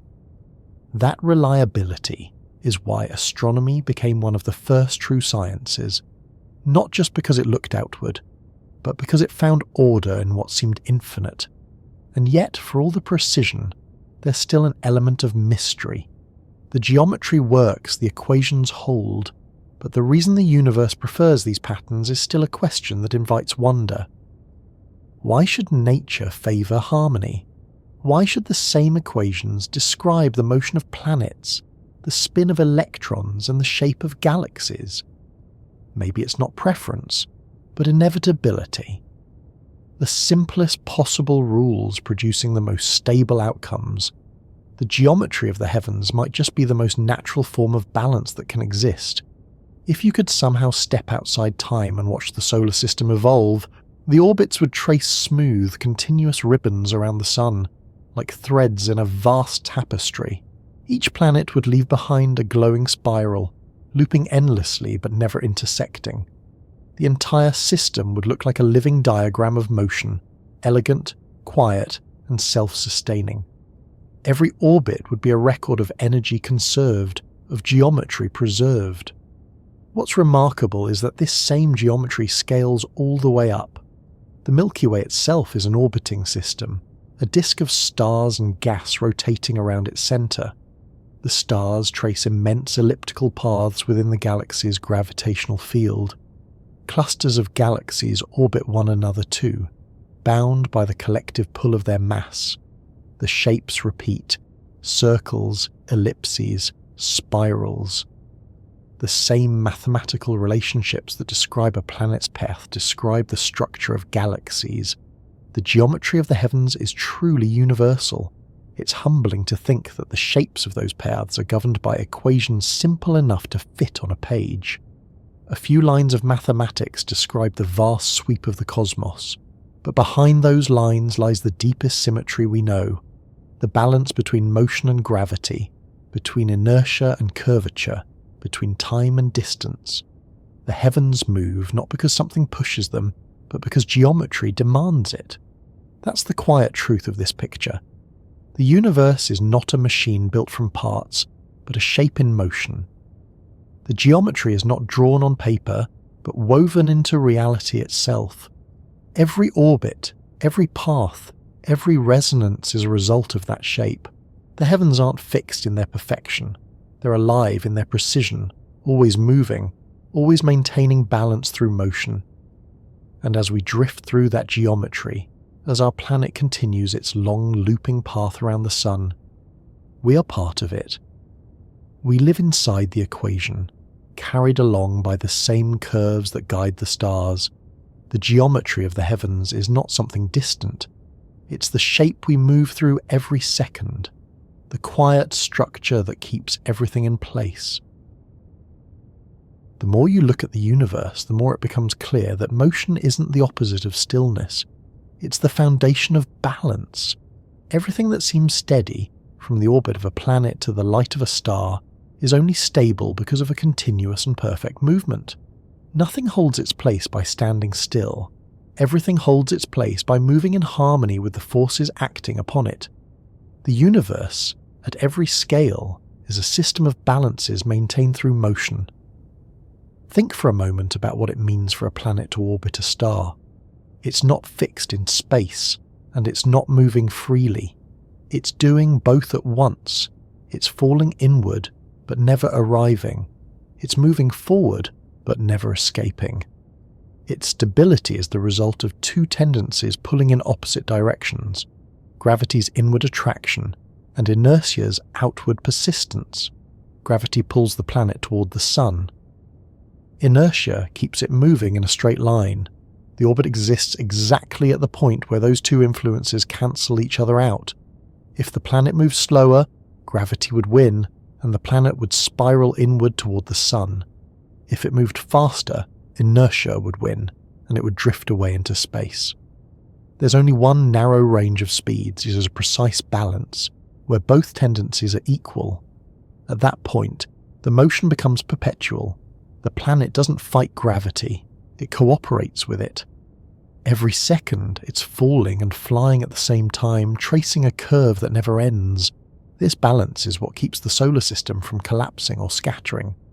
Each planet occupies its own stable region, a particular combination of distance and speed. The closer a planet is to the sun, the stronger the gravity it feels, and the faster it must move to stay in orbit. That's why Mercury whips around the Sun in just 88 days, while Neptune takes 165 years to complete a single loop. The further out you go, the weaker the gravitational pull becomes, and the slower the orbital motion needs to be to maintain balance.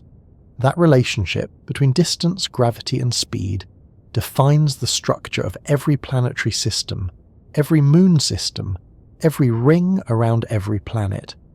It's a law so consistent that scientists can use it to predict unseen worlds. When Uranus was first observed moving slightly off its predicted path, astronomers realized that something else must be tugging at it. They calculated where that invisible mass must be, and soon after, Neptune was discovered exactly where the equation said it would be. That's the power of this balance. It doesn't just describe motion, it reveals what must exist to keep motion balanced. You can see this same principle on smaller scales too. The Moon orbits Earth by the same rule. It's pulled inward by gravity but kept in motion by its inertia. That balance defines its distance, about 384,000 kilometers on average, and its period just over 27 days. If the Moon were much closer, gravity would overpower its motion, and it would spiral inward, torn apart by tidal forces. If it were much farther, it would drift away. In fact, over long periods of time, that's exactly what it's doing. The Moon is slowly moving outward, about 4 centimeters per year, as tidal interactions transfer energy between Earth's rotation and the Moon's orbit.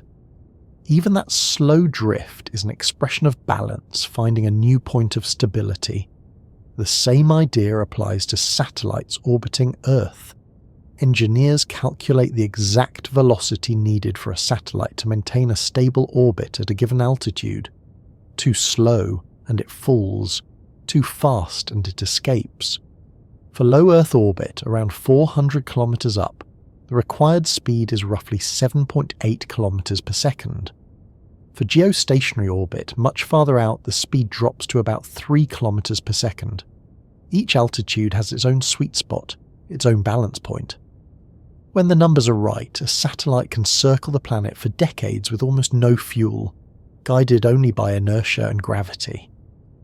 What's remarkable about this balance is how forgiving it can be in some ways and how exacting in others. The equations allow a range of stable orbits, but once an object strays outside that range, the difference becomes dramatic. A small increase in velocity can change a circular orbit into an ellipse. A little more, and the object leaves entirely, entering a parabolic or hyperbolic trajectory, paths that lead away forever. These transitions aren't abrupt walls but gradual thresholds, like tipping points in a delicate system. The math is simple, but the stability it creates is profound. This balance also explains why planets don't all crash into the Sun over time, despite gravity's constant pull. They don't need continuous energy to stay in motion.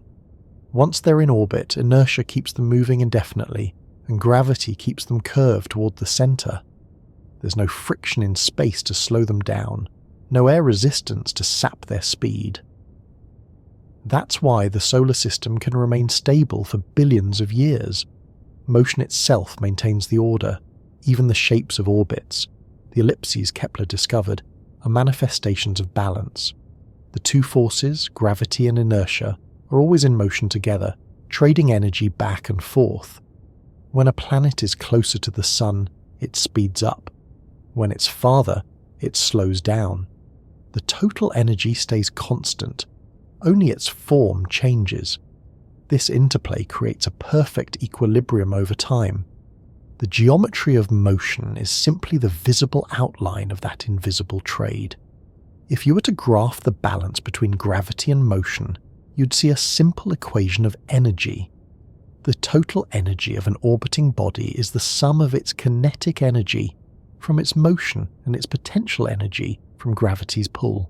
For a stable orbit, that sum remains constant. When one increases, the other decreases. It's a conversation that never ends, a back-and-forth exchange that sustains the orbit forever. What's fascinating is that this balance isn't unique to the solar system. It's a universal principle. Every galaxy, star cluster, and ring system follows the same rule. Even the great spiral arms of galaxies and those sweeping structures you see in photographs are patterns of balance. Billions of stars move through the gravitational field of the galaxy, their speeds and distances arranged so that the whole structure holds together. Without that balance, galaxies would collapse inward or fly apart. Motion keeps them intact. If you think about balance as a kind of motion that sustains itself, you begin to see it everywhere. Inside atoms, electrons move in probability clouds that represent stable regions of energy. They're not orbiting in the classical sense, but the same principle applies. Stable configurations arise from the balance between attraction and motion. The microscopic mirrors the cosmic. From the smallest scales to the largest, stability comes not from stillness, but from equilibrium in movement. There's something quietly reassuring about that. The universe doesn't need perfection to stay together. It just needs balance. And balance doesn't mean nothing changes. It means everything changes in proportion. The planets don't sit fixed in their orbits. They move constantly, yet their motion maintains the order. It's a lesson that extends beyond astronomy. A reminder that calm doesn't mean the absence of motion, but motion in harmony. The balance of motion also gives rise to subtle interactions we rarely think about, tiny adjustments that make the system more intricate. For example, Earth's orbit isn't only influenced by the Sun. The other planets, especially Jupiter, exert small gravitational pulls that nudge Earth's path slightly. These nudges cause variations called orbital precessions, slow rotations of the ellipse over long timescales. The changes are minuscule but measurable. They contribute to cycles known as Milankovitch cycles, which affect Earth's climate over tens of thousands of years. Even our ice ages are in part consequences of gravitational balance slowly shifting its rhythm. The same principle governs the motion of the moons around giant planets. Take Jupiter's 4 largest moons, Io, Europa, Ganymede and Callisto. Their orbits form a complex stable resonance, locked together by gravity's mathematics. The result is a system that endures. Io, closest to Jupiter, moves so quickly and feels such strong tidal forces that its surface constantly reshapes itself with volcanic activity. Europa, slightly farther out, has an icy shell that hides an ocean beneath, kept liquid by the same gravitational flexing. Balance, in this sense, isn't static. It's dynamic, full of motion that produces warmth and change while maintaining long-term order. Even Saturn's rings are a display of balance in motion. Billions of icy particles, each following its own orbit, form an elegant structure that appears solid from a distance, but is actually fluid. The rings exist because each particle moves at just the right speed for its distance from Saturn. The inner particles move faster than the outer ones, creating a delicate gradient of motion. If that balance were disturbed, if something large enough passed through, the structure could change dramatically. Yet for now it endures, a frozen wave of motion sculpted by gravity. You can think of this balance as the universe's quiet agreement. Nothing stands still, but nothing flies apart. Every movement counters another. Every pull meets an equal response. This symmetry keeps everything coherent. The stars move through galaxies, galaxies drift through clusters, clusters expand through space, all governed by the same principle. The equations differ only in scale, not in essence. On human timescales, this motion feels unchanging. The sun rises and sets with dependable rhythm. The seasons return. The planets trace their loops across the night sky in predictable patterns. But on cosmic timescales, even balance evolves. Orbits shift, stars drift, galaxies merge. What we see as stable is really slow motion, so slow that we can't sense the change. Balance, in the universe, is never permanent. It's maintained moment by moment through motion. This balance extends beyond physical motion into energy itself. In a closed system, energy is conserved. It changes form but not quantity. The balance of energy mirrors the balance of motion. When potential energy decreases, kinetic energy increases. When motion slows, position changes. The same exchange that keeps planets in orbit keeps the universe in equilibrium. It's the underlying principle of continuity. Nothing lost, only transformed. If you could somehow stand outside time and watch the solar system unfold, you'd see this balance playing out like a slow, intricate dance. The planets would trace looping paths, each one slightly tilted, slightly elliptical, yet all aligned in harmony. The sun would drift slightly under their combined pull, never quite fixed at the centre. Moons would circle planets, comets would sweep in and out, and the whole structure would pulse gently as gravity and motion balanced each other in endless conversation. And within that motion, everything we know would exist. The rise and fall of a light on Earth, the rhythm of tides, the flow of seasons, the quiet pull that shapes every breath. The same gravity that holds the planets in their paths keeps oceans moving and air clinging to the planet. The same inertia that lets Earth glide through space keeps our world turning steadily beneath us. The balance that defines the cosmos defines life itself. It's tempting to think of balance as something fragile, something that could be easily broken. But in the universe, balance is resilient. It adjusts. When systems are disturbed, they find new points of equilibrium. When orbits shift, new harmonies form. Even when stars explode and planets are scattered, gravity reshapes the fragments into new structures, new balances. Motion never stops, it only reorganizes. That resilience is part of what makes the universe so enduring. Even chaos gives way to structure over time.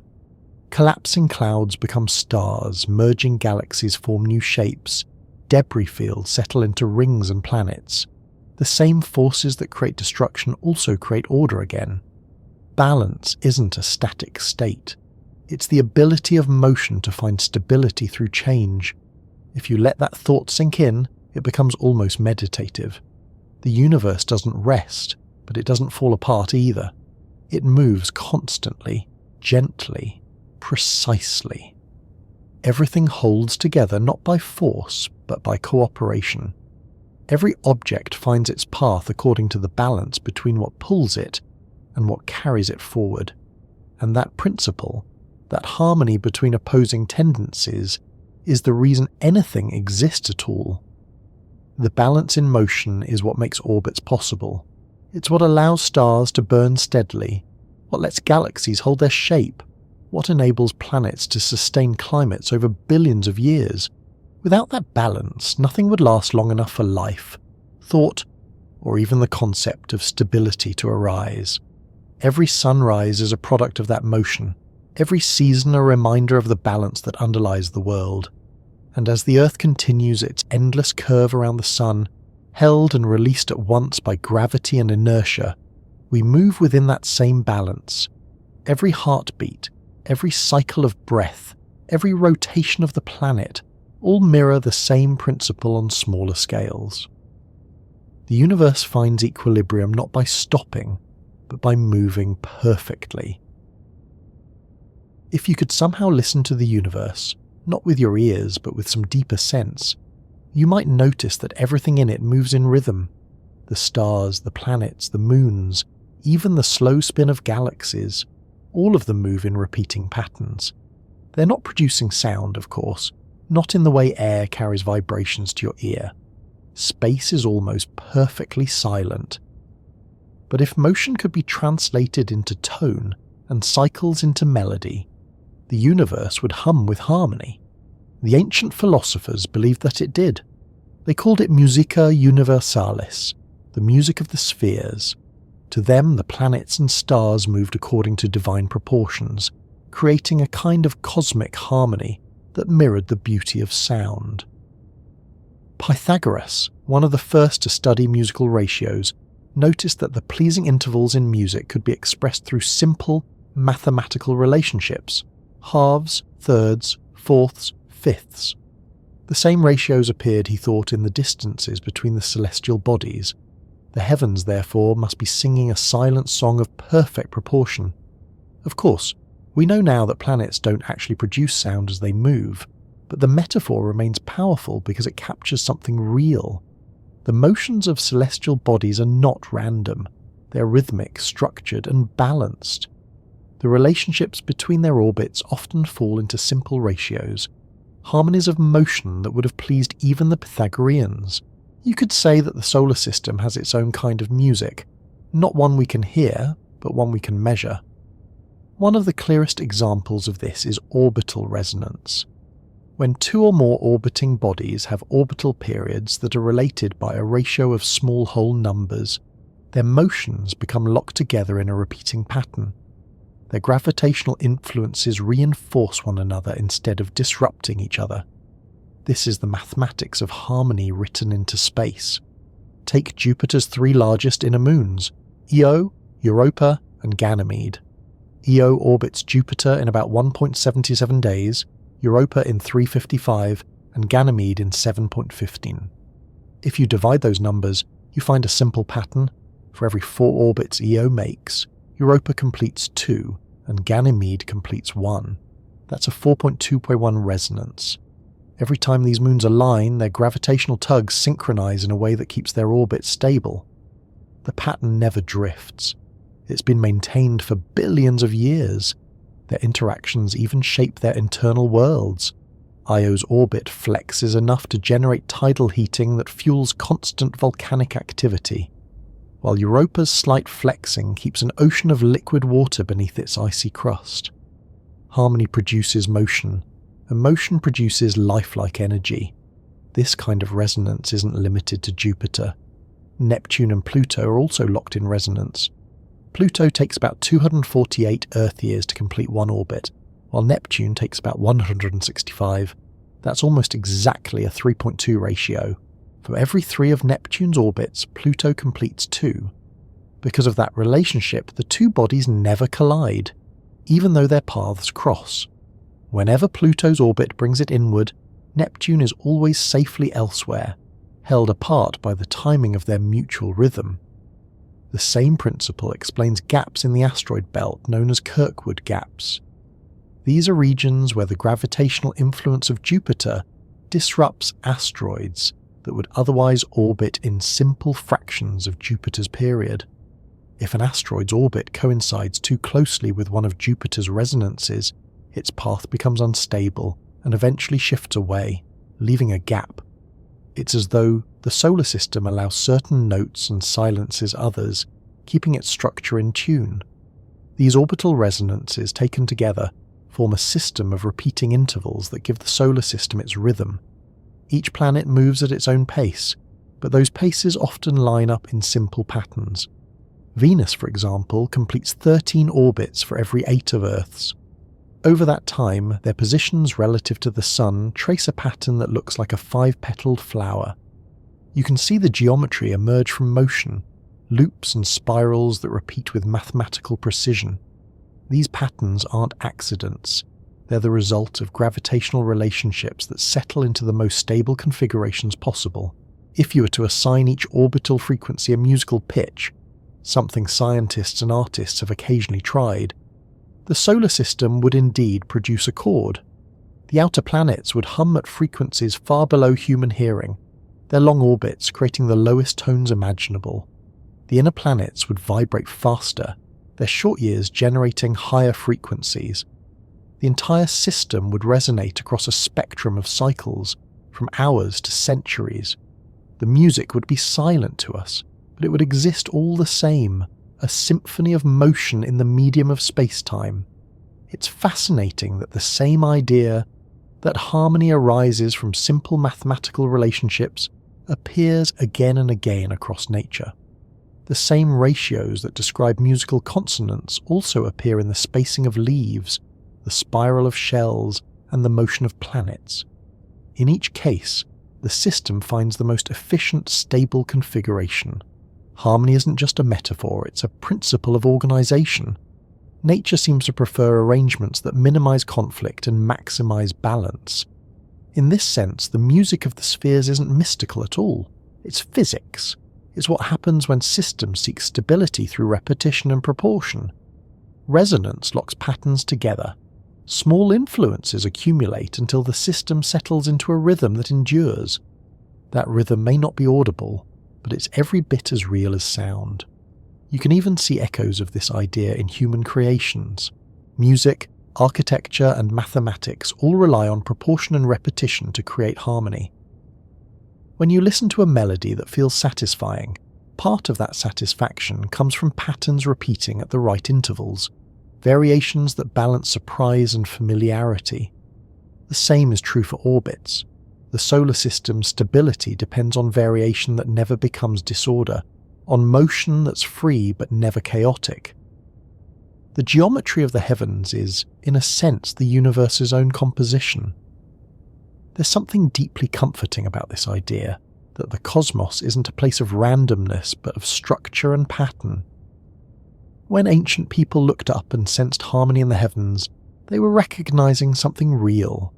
Even if they didn't know the equations, they sensed that the same order guiding the stars might guide their lives. It's not surprising that music and astronomy were once studied together. Both seek harmony, one through sound, the other through motion. Both find it in ratio, repetition, and balance. You might wonder, though, if the universe is so orderly, where does chaos fit in? After all, orbits can shift, collisions can happen, and stars can die. The truth is, harmony in the universe isn't perfect in the way a human composition might be. It's dynamic, self-correcting. Systems drift towards stability, but they're never frozen there.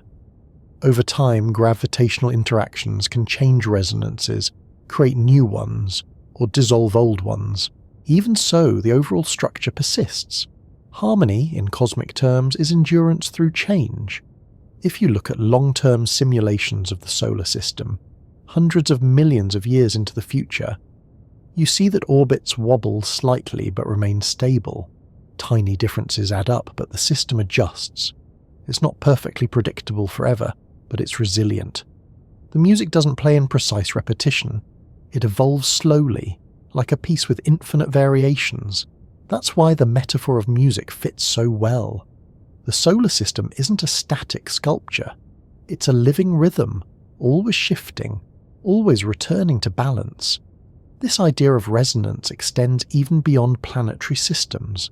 Stars and galaxies also resonate through gravity.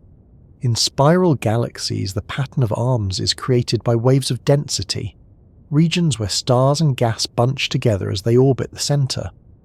Those waves move more slowly than individual stars, and as the stars pass through them, they speed up slightly, like cars moving through traffic on a highway.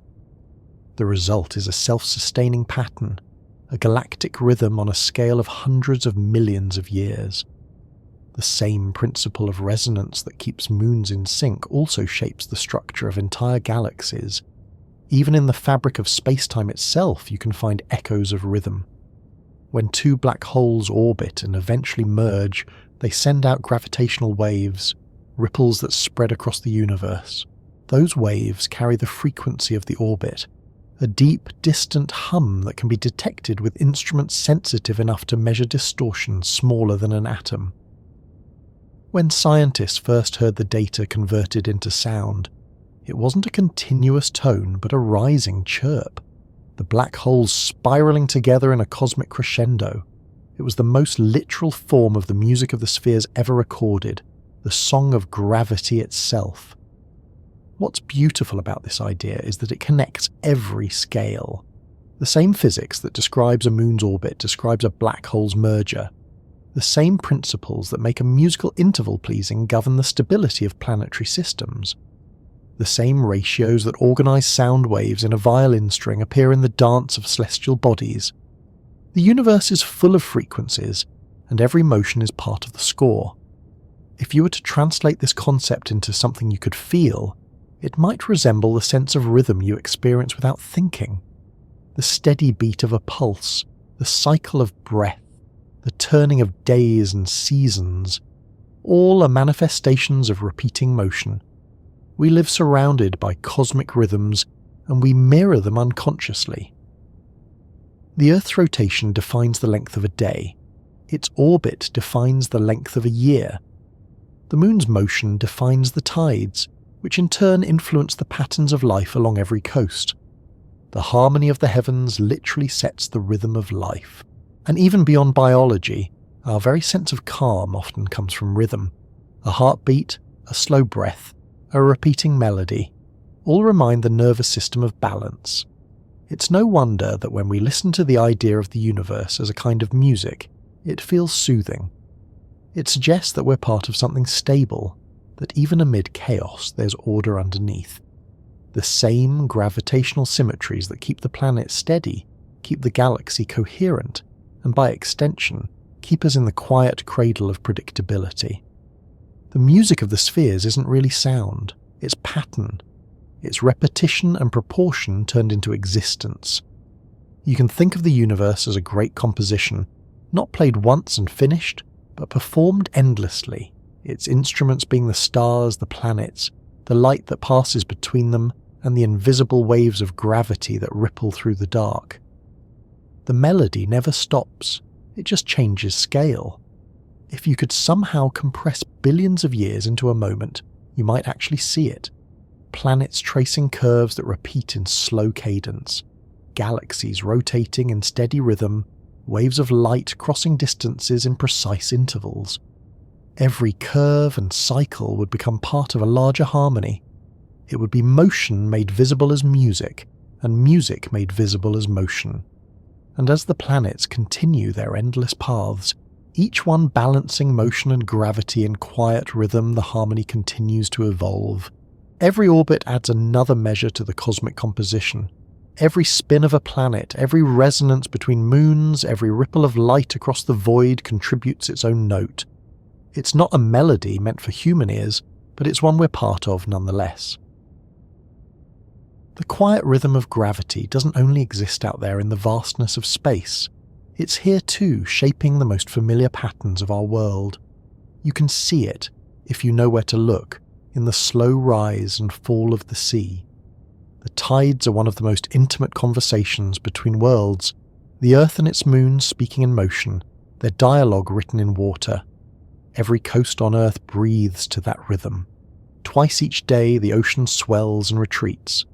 The water flows inland, then draws back toward the deep, a constant movement that has been happening since the moon was young. For people who live near the sea, it's easy to take for granted, a part of daily life, as ordinary as the sunrise. But the tides are not simply ocean currents or winds. They are the visible trace of gravity's pull across the body of our planet. The moon's gravity is weaker than Earth's by a wide margin, but it acts across an entire world. It pulls not just on one place, but on everything. The oceans, the crust, even the air. The side of Earth facing the moon feels a slightly stronger pull than the centre, and the centre feels a slightly stronger pull than the far side. The result is a stretching, a subtle elongation. The oceans, being fluid, respond most visibly. They bulge outward on the side facing the moon, and interestingly on the opposite side as well. One bulge comes from the moon's direct pull, the other from inertia, as the solid Earth itself moves slightly in response to the moon's tug. As Earth rotates beneath this double bulge, each location on the planet passes through regions of higher and lower water. That's why most coastal areas experience 2 high tides and 2 low tides every day. The cycle is regular but not perfectly so. It's shaped by the moon's orbit, which is slightly tilted and elliptical, and by the sun's influence, which can enhance or diminish the effect. When the sun and moon align, their pulls combine, and the tides grow stronger. We call these spring tides, though they happen twice each month, not just in spring. When the sun and moon are at right angles, their pulls partially cancel, producing weaker tides, the neap tides. The rhythm of the tides, then, is the sum of 3 motions: the spin of Earth, the orbit of the moon, and the orbit of Earth around the sun. It's remarkable how something so vast and slow-moving can create effects so precise. The tidal forces are delicate, but they never stop. Every drop of water that moves up a beach, every current that shifts in the open sea, Every grain of sand carried by a wave is responding to that gentle pull. Gravity doesn't shout, it whispers continuously, and the oceans listen. The moon's influence extends far beyond the sea. The solid Earth itself rises and falls by several centimeters each day under the same force. Even the atmosphere responds faintly, its pressure fluctuating in time with the tides. The whole planet breathes in sync with its companion. The effect is so subtle that most people never feel it, yet it shapes everything from ocean circulation to long-term climate patterns. But there's another side to this gravitational exchange, one that slowly changes the relationship between Earth and the Moon. The same tides that rise and fall in the ocean also create friction. As the Earth rotates, the tidal bulges don't point directly toward the Moon but slightly ahead of it, carried forward by the planet's spin. That small offset means Earth's gravity tugs on the bulges, and the bulges in turn tug on the Moon. Energy is exchanged between the two.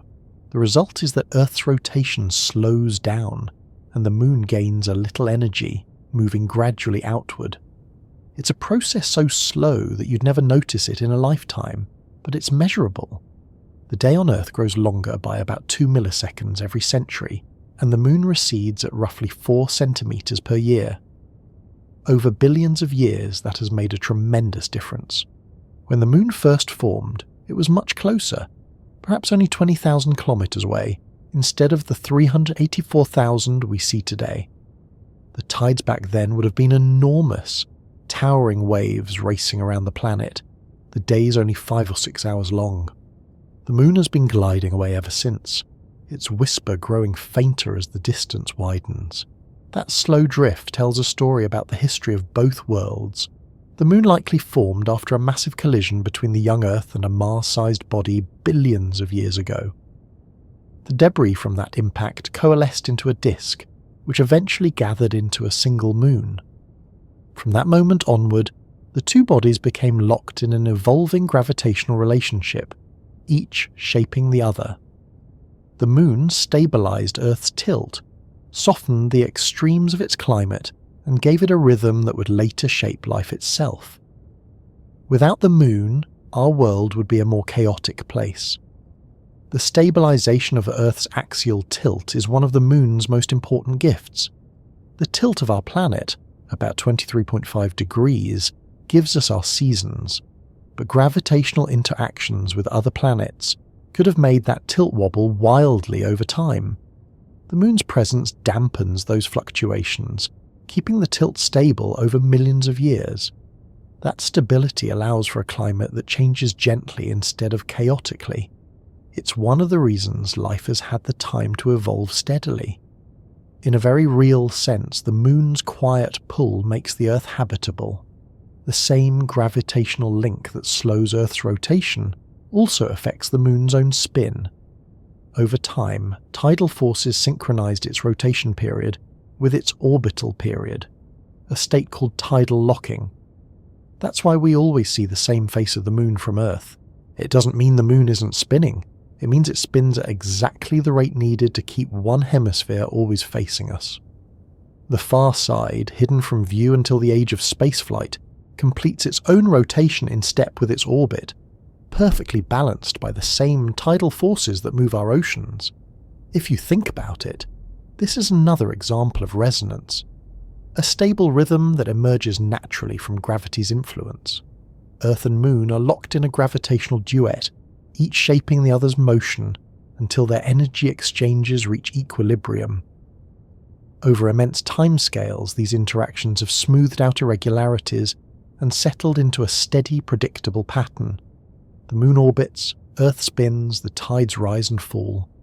It's a cycle of motion so perfect that it feels eternal, but it's not static. Slowly, almost imperceptibly, it changes. As the Moon moves farther away, Earth's days lengthen. In the distant future, billions of years from now, the two might reach a state of mutual locking, where one side of Earth always faces the Moon, just as one side of the Moon always faces Earth. The day and the lunar month would become the same length. It's a theoretical end state of their interaction. though long before that happens, the sun's evolution will reshape the system entirely. Still, it's remarkable to think that the tides, something we see as gentle and rhythmic, are the mechanism driving such grand long-term change. Even now, the tides leave traces in the rocks and the biology of our planet. Ancient tidal patterns are recorded in layered sedimentary stones, thin bands that reveal how many days once fit into a month. Fossil corals and shell growth lines show that hundreds of millions of years ago, there were about 400 days in a year, each day lasting around 22 hours. These records are natural calendars written in stone, silent testimonies to the gradual slowing of Earth's spin and the moon's retreat. The same tides that shape the oceans also influence life in subtle ways. Along shorelines, entire ecosystems are built around the rhythm of high and low water. Crabs, clams and seaweeds time their feeding and reproduction to the cycle of tides. Birds migrate and fish spawn in tune with the lunar phases. For billions of years, life has synchronized itself with this gravitational metronome. Even in human culture, the moon's rhythm has guided calendars, agriculture and rituals. Its pull is not only physical but deeply psychological, a symbol of constancy and change at once. What's extraordinary is how such a small body can have such a profound effect. The moon's mass is only about 1/80th of Earth's, and yet its influence reaches across oceans. It's a reminder that gravity's power lies not in intensity, but in reach and persistence. Over time, even the gentlest pull can shape mountains, move continents, and alter the length of days. Gravity never tires, it doesn't fade or rest. It works continuously, reshaping everything slowly enough that we experience it as stability. The tides are a perfect example of that quiet persistence. Standing on a beach, you can feel their rhythm without thinking about it. The water approaches, pauses, and retreats, again and again. Each movement is part of an equation that began billions of years ago, and will continue long after we're gone. It's gravity expressed in its most patient form. And though we often think of the tides as belonging to the sea, they affect the air and even the land. The Earth's crust flexes under the same forces, rising and falling by centimeters each day. Instruments that measure these movements can detect the tiny distortions caused by the sun and moon together. Even deep underground, the rock shifts slightly in response. The entire planet, solid and liquid alike, moves as one under the moon's whisper. If you could somehow amplify that whisper, you might hear the rhythm of the Earth's breathing. 2 high tides, 2 low tides, the long pulse of a world in motion. It's a reminder that balance and movement are inseparable. The same principles that hold planets in orbit also shape the water that touches our feet. Gravity's reach connects everything, from the vast motion of galaxies to the smallest ripple on a shoreline. The relationship between Earth and Moon shows that gravity isn't just a cosmic phenomenon, it's local, intimate, and continuous. It's not something that only belongs to the stars. It's something you can see in the turn of the tide, the tilt of the axis, the length of the day. It's written into every movement of air and water, every rotation of the planet. And the moon, with its constant pull, continues to shape that rhythm quietly. Even as it drifts away, its influence endures.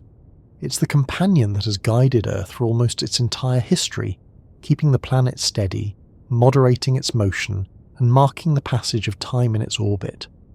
The whisper of its gravity reaches everywhere, into the ocean's swell, the crust beneath our feet, the patterns of life, and even the sense of calm we feel when we look up and see it shining. That whisper, steady and unbroken, is one more verse in the universe's larger harmony.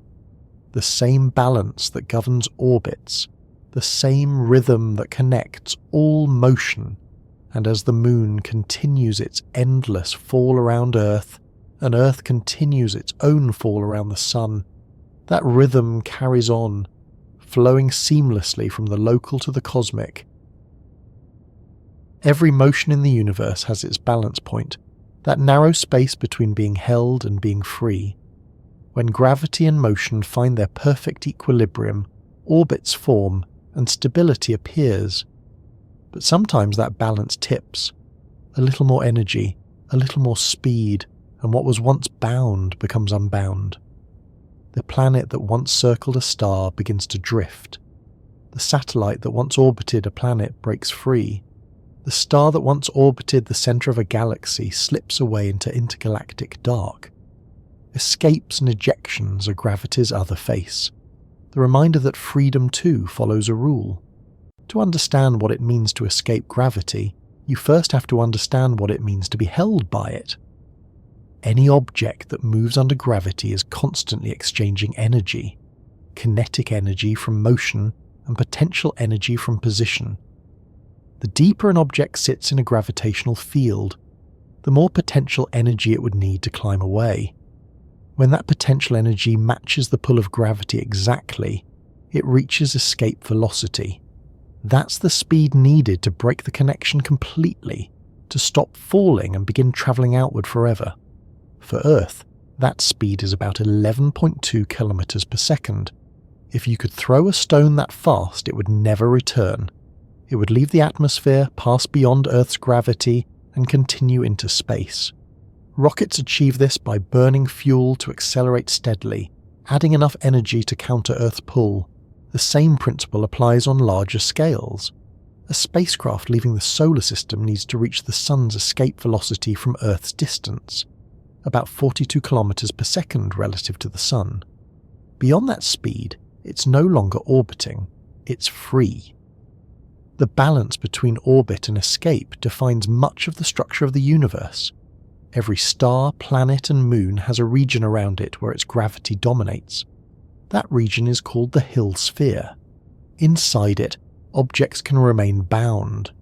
Outside it, they're claimed by another gravitational influence or drift away entirely. The boundaries are invisible, but their effects are everywhere.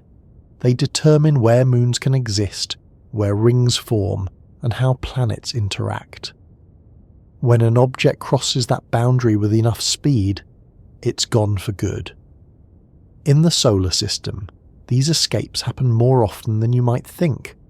Asteroids occasionally pass close to planets, picking up extra speed from gravitational interactions, a process called a slingshot or gravity assist. Space agencies use the same principle deliberately to save fuel. When a spacecraft flies near a planet, it can steal a tiny fraction of that planet's orbital momentum, gaining speed and changing direction. The planet slows by an imperceptible amount, but the spacecraft leaves with new energy. It's the same trade of motion that happens everywhere in the universe. Conservation of momentum expressed through gravity's invisible handshake. The Voyager spacecraft, launched in the late 1970s, used these gravity assists to gain enough speed to leave the solar system entirely. Voyager 1 is now more than 20 billion kilometers from Earth, moving outward through interstellar space at over 17 kilometers per second.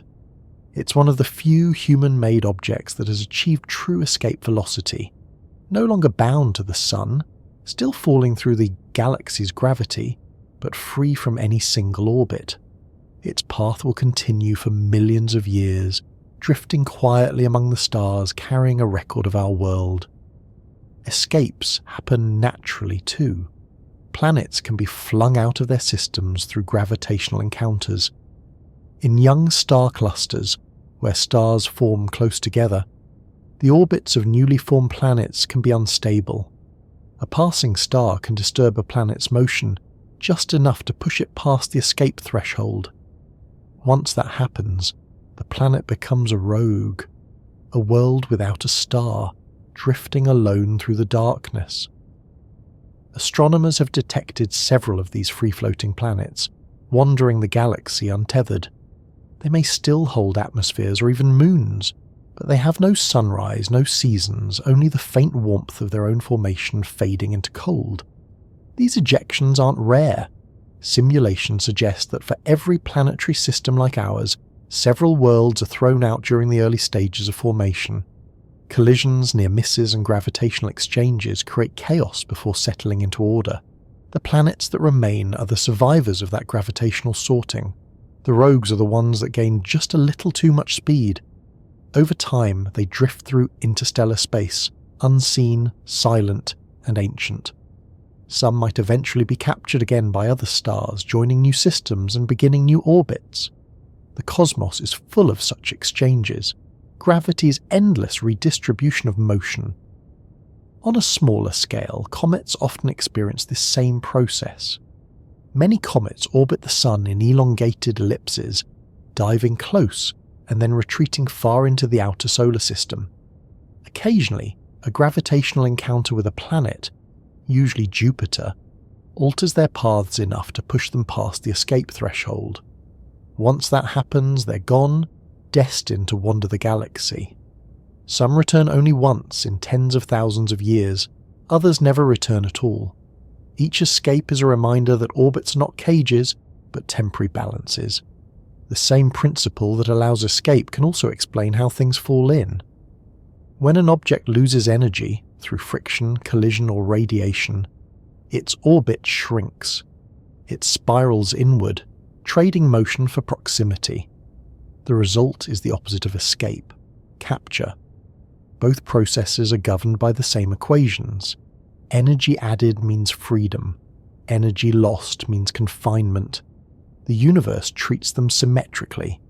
The idea of escape velocity doesn't just apply to planets, it defines stars too. A star's escape velocity determines whether light and matter can leave its surface. For our Sun, that speed is about 6 to 16 kilometers per second. Light easily escapes because photons have no mass, but gases and particles must reach that speed to break free. When a star collapses into a neutron star or black hole, the escape velocity near its surface increases dramatically. In a black hole, it exceeds the speed of light, which is why nothing, not even light, can escape. That's the ultimate expression of gravity's hold. Space curves so steeply that every path leads inward. Between those extremes, the same rule continues to apply. Planets hold atmospheres because gases near their surfaces move slower than escape velocity. The lighter the gas and the warmer the temperature, the easier it is for molecules to escape. That's why small planets and moons often lose their atmospheres over time, while large ones like Earth and Jupiter retain them. It's the same principle that determines whether a planet can hold water, air, or anything else that drifts above its surface. The boundary between being held and being free defines everything from weather to habitability. It's easy to imagine gravity as something absolute, a permanent connection, but in reality it's conditional. Every orbit, every bond exists only as long as the energy allows. A little too much heat, a little too much speed, and the bond breaks. Stars can lose planets, galaxies can lose stars. Even clusters of galaxies can drift apart as the universe expands. What we call structure is really a snapshot of balance, frozen in a moment of stability that will eventually change. At the larger scales, even the universe itself seems to be escaping its own gravity. The expansion that began with the Big Bang continues to accelerate, driven by what we call dark energy. Galaxies move farther apart, their recession speeds increasing over time. Someday, the most distant galaxies will move away faster than light can reach us. They won't disappear in an explosion, but in separation. The light they emit will stretch into invisibility, leaving each island of stars isolated. It's escape on the grandest possible scale, the slow unbinding of the cosmos itself. But on smaller scales, escapes are quiet, often invisible. They happen over timescales too long for human eyes to notice. A small rock nudged by Jupiter's gravity might take millions of years to leave the solar system. A rogue planet might drift for billions of years before finding another star. The motion is slow, but it never stops. Once something has enough energy to escape, it keeps going forever. And yet, escape doesn't mean separation from all influence. Even unbound objects remain part of the galaxy's gravitational field. The Milky Way itself has an escape velocity, about 550 kilometers per second near the Sun's location. Most stars move slower than that, so they remain bound to the galaxy. but some, called hypervelocity stars, travel faster. They're flung outward by interactions with the supermassive black hole at the galactic centre. As they speed away, they carry information about the forces that launch them. Each one is a record of a cosmic ejection, the result of energy exchanged on an unimaginable scale. It's fascinating that the same gravitational principles that hold things together also make escape possible. They're two sides of the same law. Energy, motion, and mass form a balance that allows both confinement and release. Nothing is ever completely trapped or completely free. Every orbit has an edge, and every escape has a source.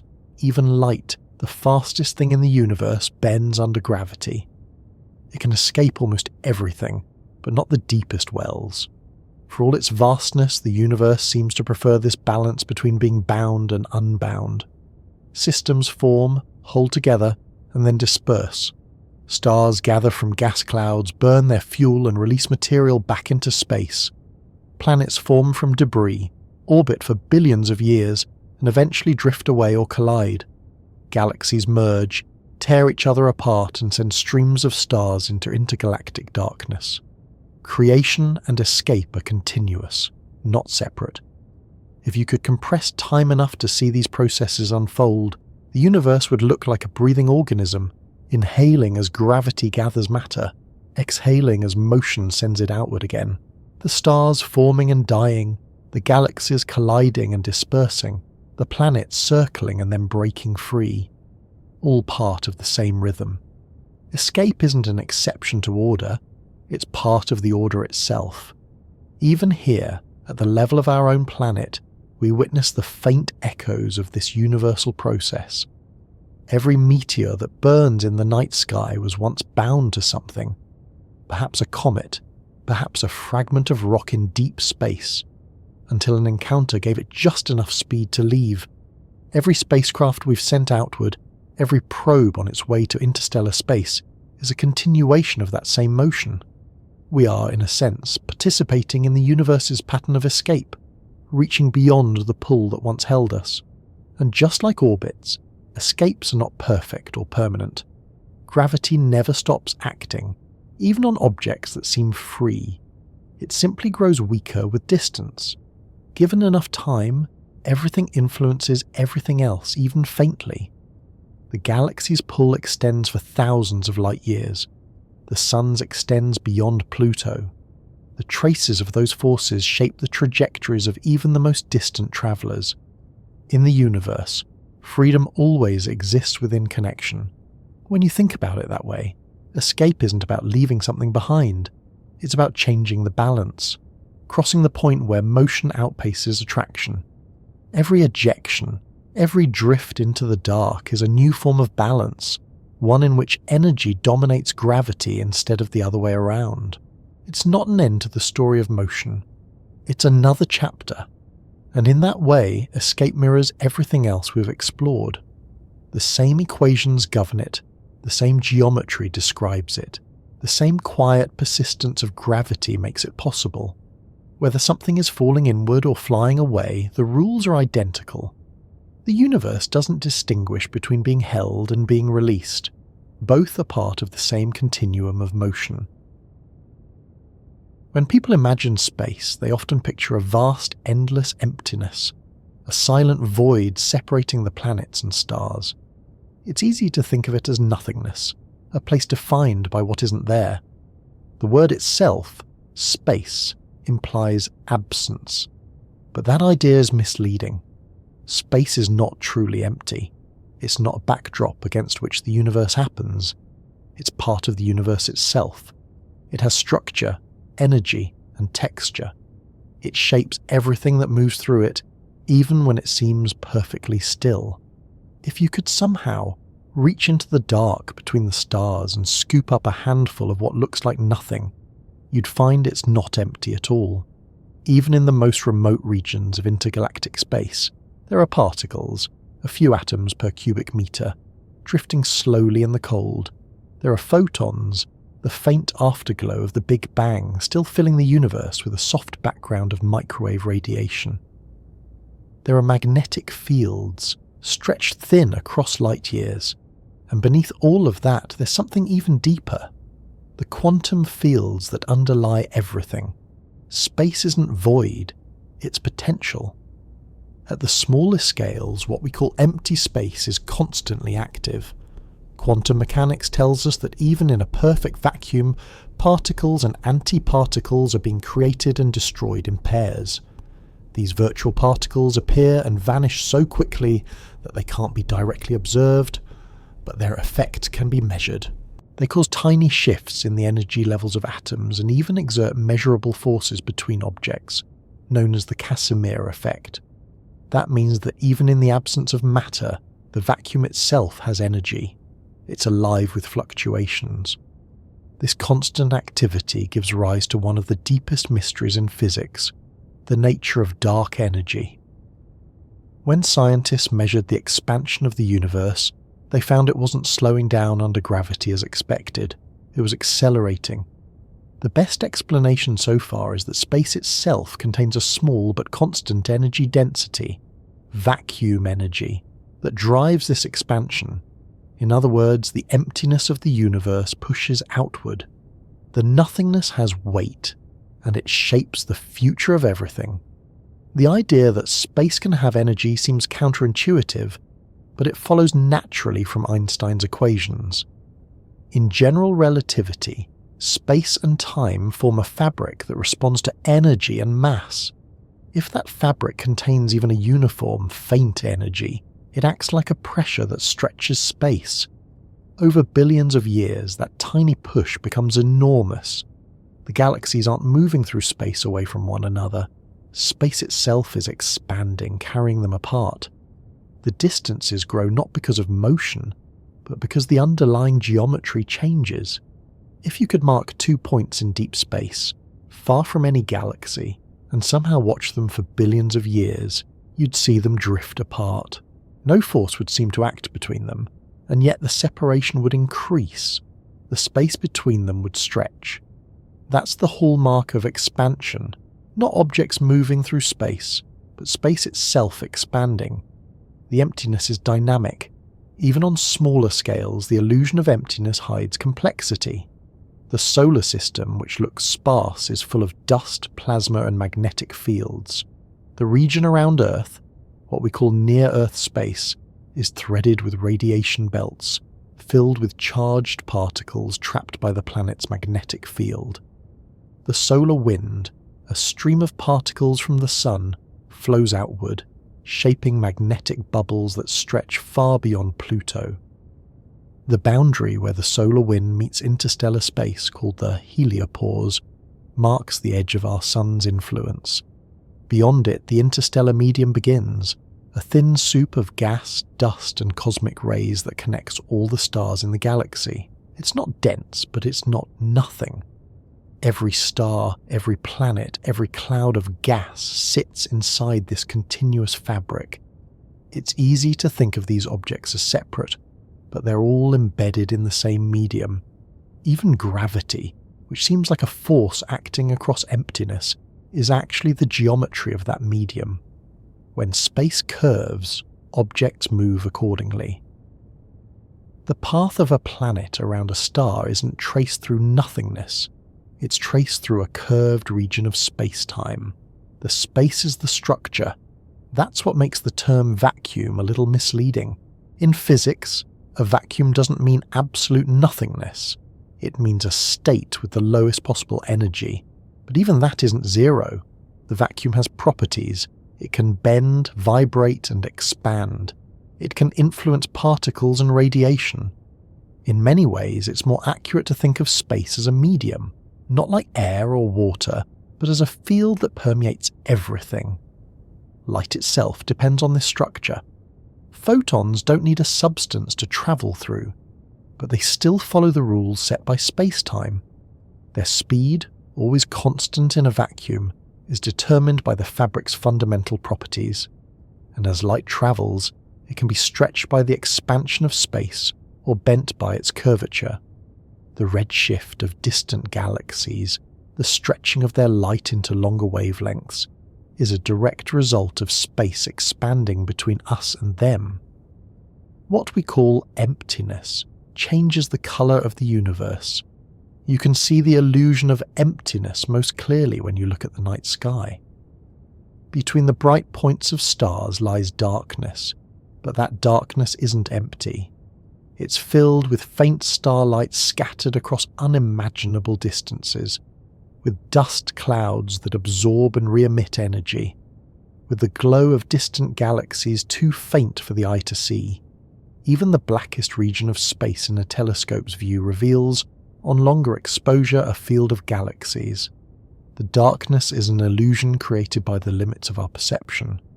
This illusion exists on every scale. Even inside atoms, the vast majority of what we call matter is empty space. The nucleus tiny compared to the atom's size, the electrons existing as probabilities rather than solid particles. Yet the emptiness inside atoms gives rise to solidity. The structure of space within them defines how they bond, how they emit light, how they behave. Without that structure, matter couldn't exist at all. The same principle applies to the cosmos. The emptiness isn't a flaw or a gap. It's what allows structure to exist. The spaces between stars let galaxies form.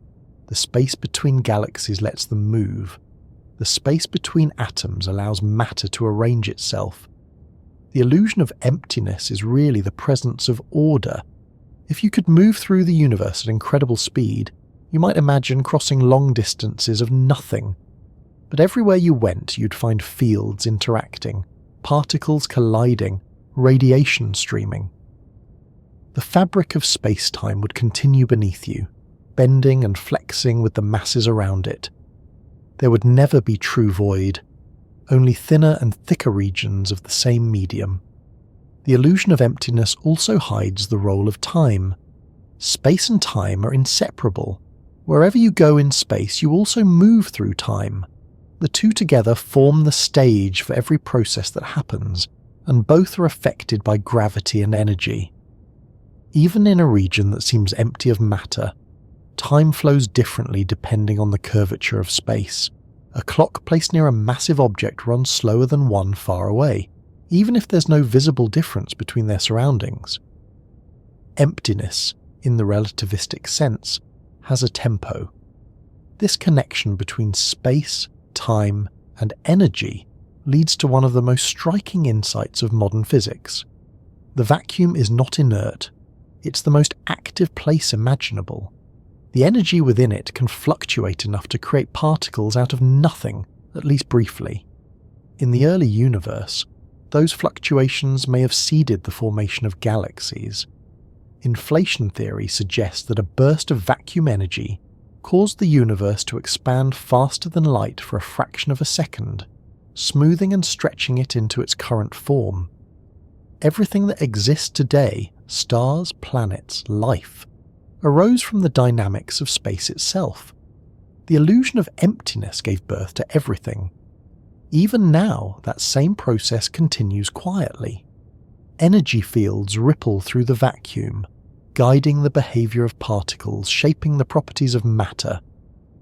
The constants of nature, the speed of light, the charge of the electron, the strength of forces, all arise from the structure of these fields. In that sense, the vacuum defines reality. It's not an absence. It's the framework that gives meaning to everything that fills it. When you realize this, the image of the universe changes completely. The stars are no longer isolated points in a void. They're local excitations in a continuous field, peaks in a landscape that stretches infinitely in every direction. Light moves along the contours of that landscape. Time flows through it. Gravity reshapes it. Every motion, every orbit, every beam of light is a ripple in this medium we call space-time. Even what we call stillness is just balance within that field. When two forces cancel perfectly, when the motions of particles average to zero, we experience calm. But underneath, the field continues to vibrate. Space is never truly at rest. The illusion of emptiness is an illusion of perception, not physics. In the darkness between galaxies where light barely travels, that quiet activity continues. The faint glow of the cosmic microwave background, the last light from the early universe, fills every direction equally. It's a remnant of a time when space was dense and hot, now cooled to just a few degrees above absolute zero.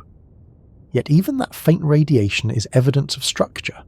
It shows tiny fluctuations in temperature and density, the seeds of galaxies, the first hints of complexity. The emptiness carries memory. If you could somehow look at space not with your eyes but with instruments that detect energy, you'd see that it's textured. Waves of radiation, magnetic fields, and the faint traces of matter weave together into a complex web. On the larger scales, the universe forms filaments of galaxies separated by vast voids. But even those voids aren't truly empty. They contain dark matter and dark energy, invisible to us but measurable by their effects. The emptiness is filled with influence. This structure is what allows motion to be predictable. Without the geometry of space, planets wouldn't orbit. Without the energy of the vacuum, the universe wouldn't expand. The invisible fabric between objects determines how they move and how they last. What appears to be nothing is actually the most fundamental something, the medium of existence itself. And yet, from our human scale, it still feels empty. When you look up at the night sky, the spaces between stars seem endless. You can't see the particles, the radiation, or the fields. You feel small, surrounded by vast nothingness. But that feeling is an illusion born of perspective. What looks like nothing is everything. The quiet, invisible framework that connects every atom, every orbit, every breath. It's almost comforting to realize that. The emptiness you see when you look outward isn't isolation. It's connection, stretched so thin that it becomes transparent. The space between things is what allows them to exist separately and together at once. Without it, there would be no motion, no time, no distinction. The emptiness is the canvas of the universe, but it's also the paint. Light moves as if it should be free. It has no mass, no inertia in the ordinary sense, and no substance to slow it. It travels at a constant speed in every direction, through every medium, never resting, never changing pace. It seems like the perfect example of something untouchable, a kind of absolute motion that nothing can contain. Yet even light, the fastest and most unbound thing in the universe, is shaped by gravity. It can be curved, delayed, trapped, and even guided into orbits. Its path is never truly straight, because space itself, the stage on which it moves, is not straight. To understand how light can orbit, you have to remember what gravity really is. It's not a force pulling things toward one another through emptiness. It's the curvature of space-time. When a massive object exists, it changes the geometry around it. Everything moving nearby, whether a planet, a spacecraft, or a photon, follows the straightest possible path within that curved geometry. These paths are called geodesics. For matter, they look like orbits. For light, they become bent trajectories, looping or spiraling depending on how strong the curvature is. In ordinary circumstances, the bending of light is subtle. When starlight passes near the sun, it curves slightly, just enough that we can measure a small shift in the apparent position of stars during an eclipse. That bending, first confirmed in 1919, was the proof that Einstein's theory of general relativity described the real behavior of space. It showed that even light, which seems to travel through nothing, feels the shape of everything it passes. If the object creating the curvature is massive enough, the bending becomes extreme. Near a black hole, the geometry of space folds so sharply that light can circle it completely. There's a region called the photon sphere, where light moves in a perfect orbit trapped by gravity's geometry. The photon doesn't fall inward or escape outward. It loops endlessly around, following the curvature exactly. This orbit isn't stable. Any disturbance would send the photon either inward toward the event horizon or outward into space. But it exists. In a way, It's the purest possible orbit, one made entirely of energy, balanced perfectly between motion and gravity. From a distance, this bending of light creates remarkable effects. When a massive object lies between a distant source and an observer, the light from that source can be bent and magnified, producing what's called gravitational lensing. Instead of travelling in straight lines, the light curves around the mass, reaching the observer from multiple directions. The result can be arcs, rings, or multiple images of the same galaxy or star. These lenses allow astronomers to see objects far beyond what telescopes could otherwise detect. The universe, through gravity, acts as its own optical system. Even more subtle effects arise when light travels through regions where space-time itself is expanding or contracting. As the universe expands, the wavelengths of light stretch along with space. That's why light from distant galaxies is redshifted. Its wavelength becomes longer, and its colour shifts toward the red end of the spectrum. The expansion of space literally stretches the light as it moves. Time and distance are inseparable here. As space grows, light ages. This connection between light and time reveals something profound. Every beam of light carries with it a record of the past. When you look at the stars, you're not seeing them as they are, but as they were. The light from the sun takes about 8 minutes to reach Earth, so every sunrise is already history by the time it touches your eyes. The light from the nearest star system, Alpha Centauri, is more than 4 years old. The light from distant galaxies has been travelling for billions of years. Each photon that arrives has crossed expanding space, bent around unseen masses, and slowed in time depending on where it's been. The night sky is not a view of now. It's a collection of moments scattered across the deep structure of time. You can think of light as the messenger of the universe's geometry.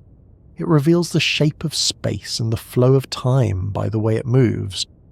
When it bends around a star, it shows how gravity warps the nearby region.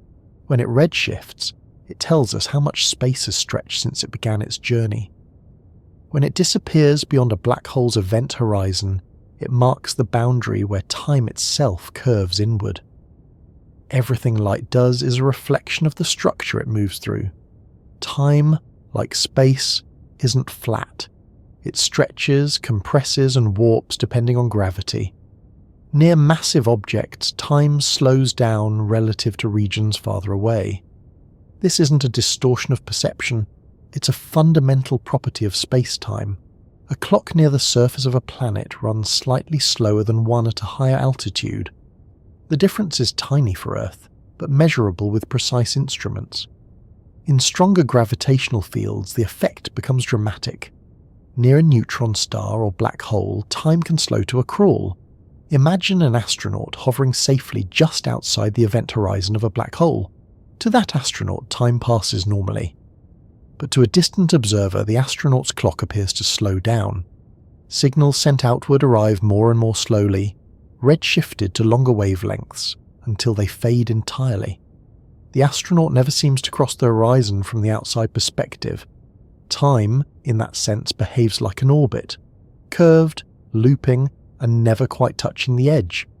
Inside the horizon, time and space trade roles. What was once a direction you could move through freely becomes a path you can only move along in one direction, toward the centre. This bending of time isn't confined to black holes. It's happening everywhere in small ways. Even on Earth, time flows faster at the tops of mountains than at sea level, because the gravitational potential is slightly weaker higher up. Satellite navigation systems like GPS have to account for this. The atomic clocks on satellites tick faster than those on the ground, not just because of speed, but because they're farther from Earth's centre. Without correcting for these differences, GPS locations would drift by kilometres each day.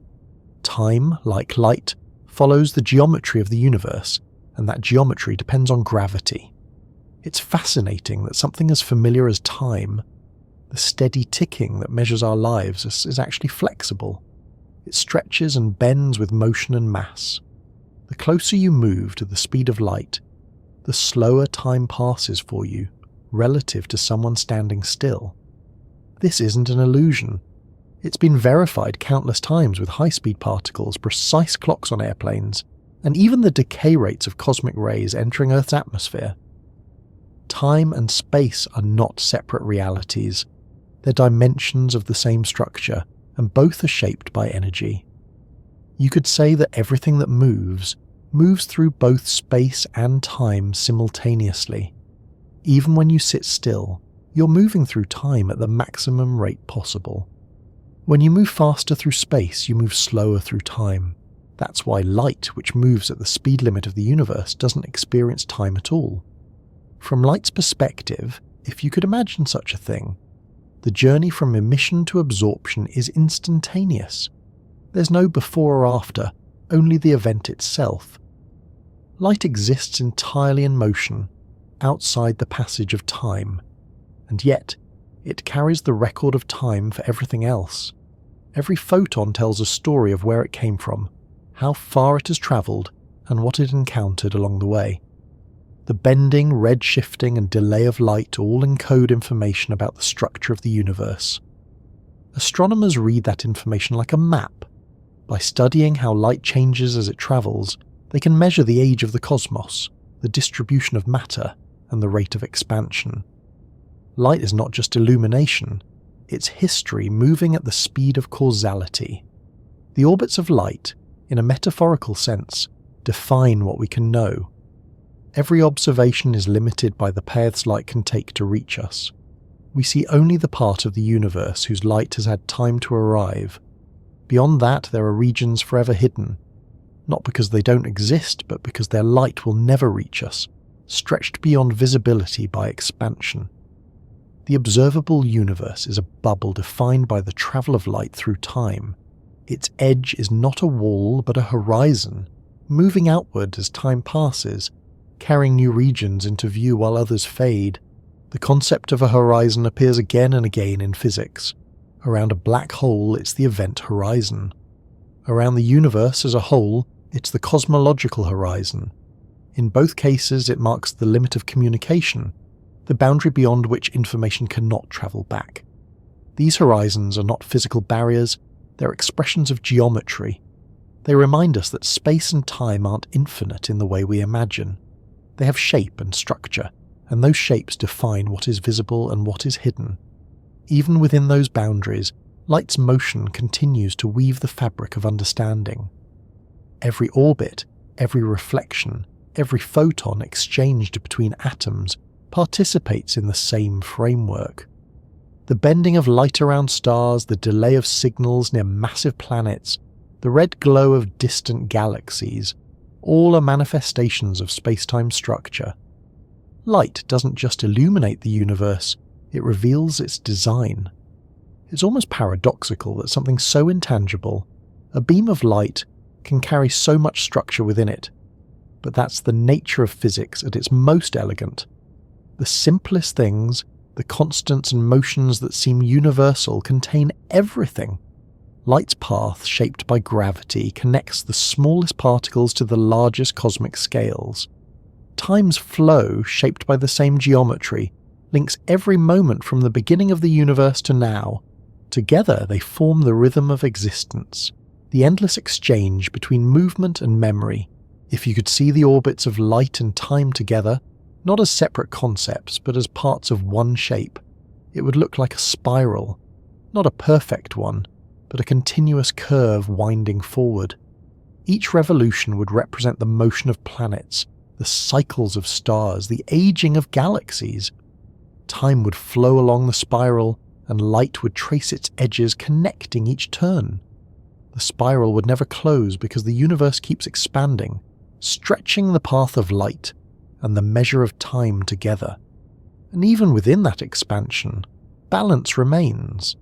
Gravity curves space, but light still follows the curve exactly. Time slows near mass, but it never stops.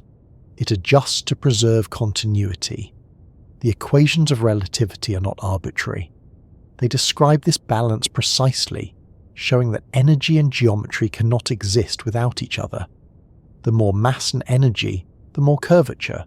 The more curvature, the more motion and distortion of time. Everything is bound by the same mathematical conversation between what exists and how it moves. From our perspective, this conversation plays out as the gentle regularity of orbits and the passage of days. But at the deepest level, it's the same mechanism that allows galaxies to form, black holes to grow, and light to move across billions of years. The orbits of light and time are the foundation of everything else, the reason why structure persists, why cause follows effect, and why the universe has direction.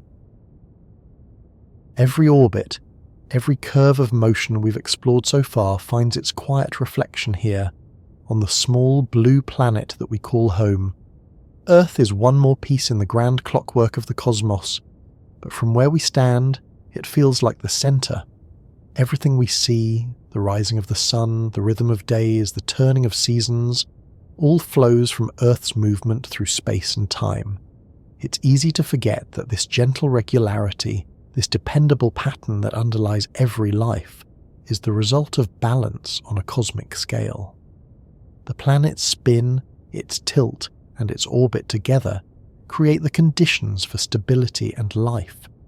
It's a system that seems perfectly tuned, though it's really just the natural outcome of motion-finding equilibrium.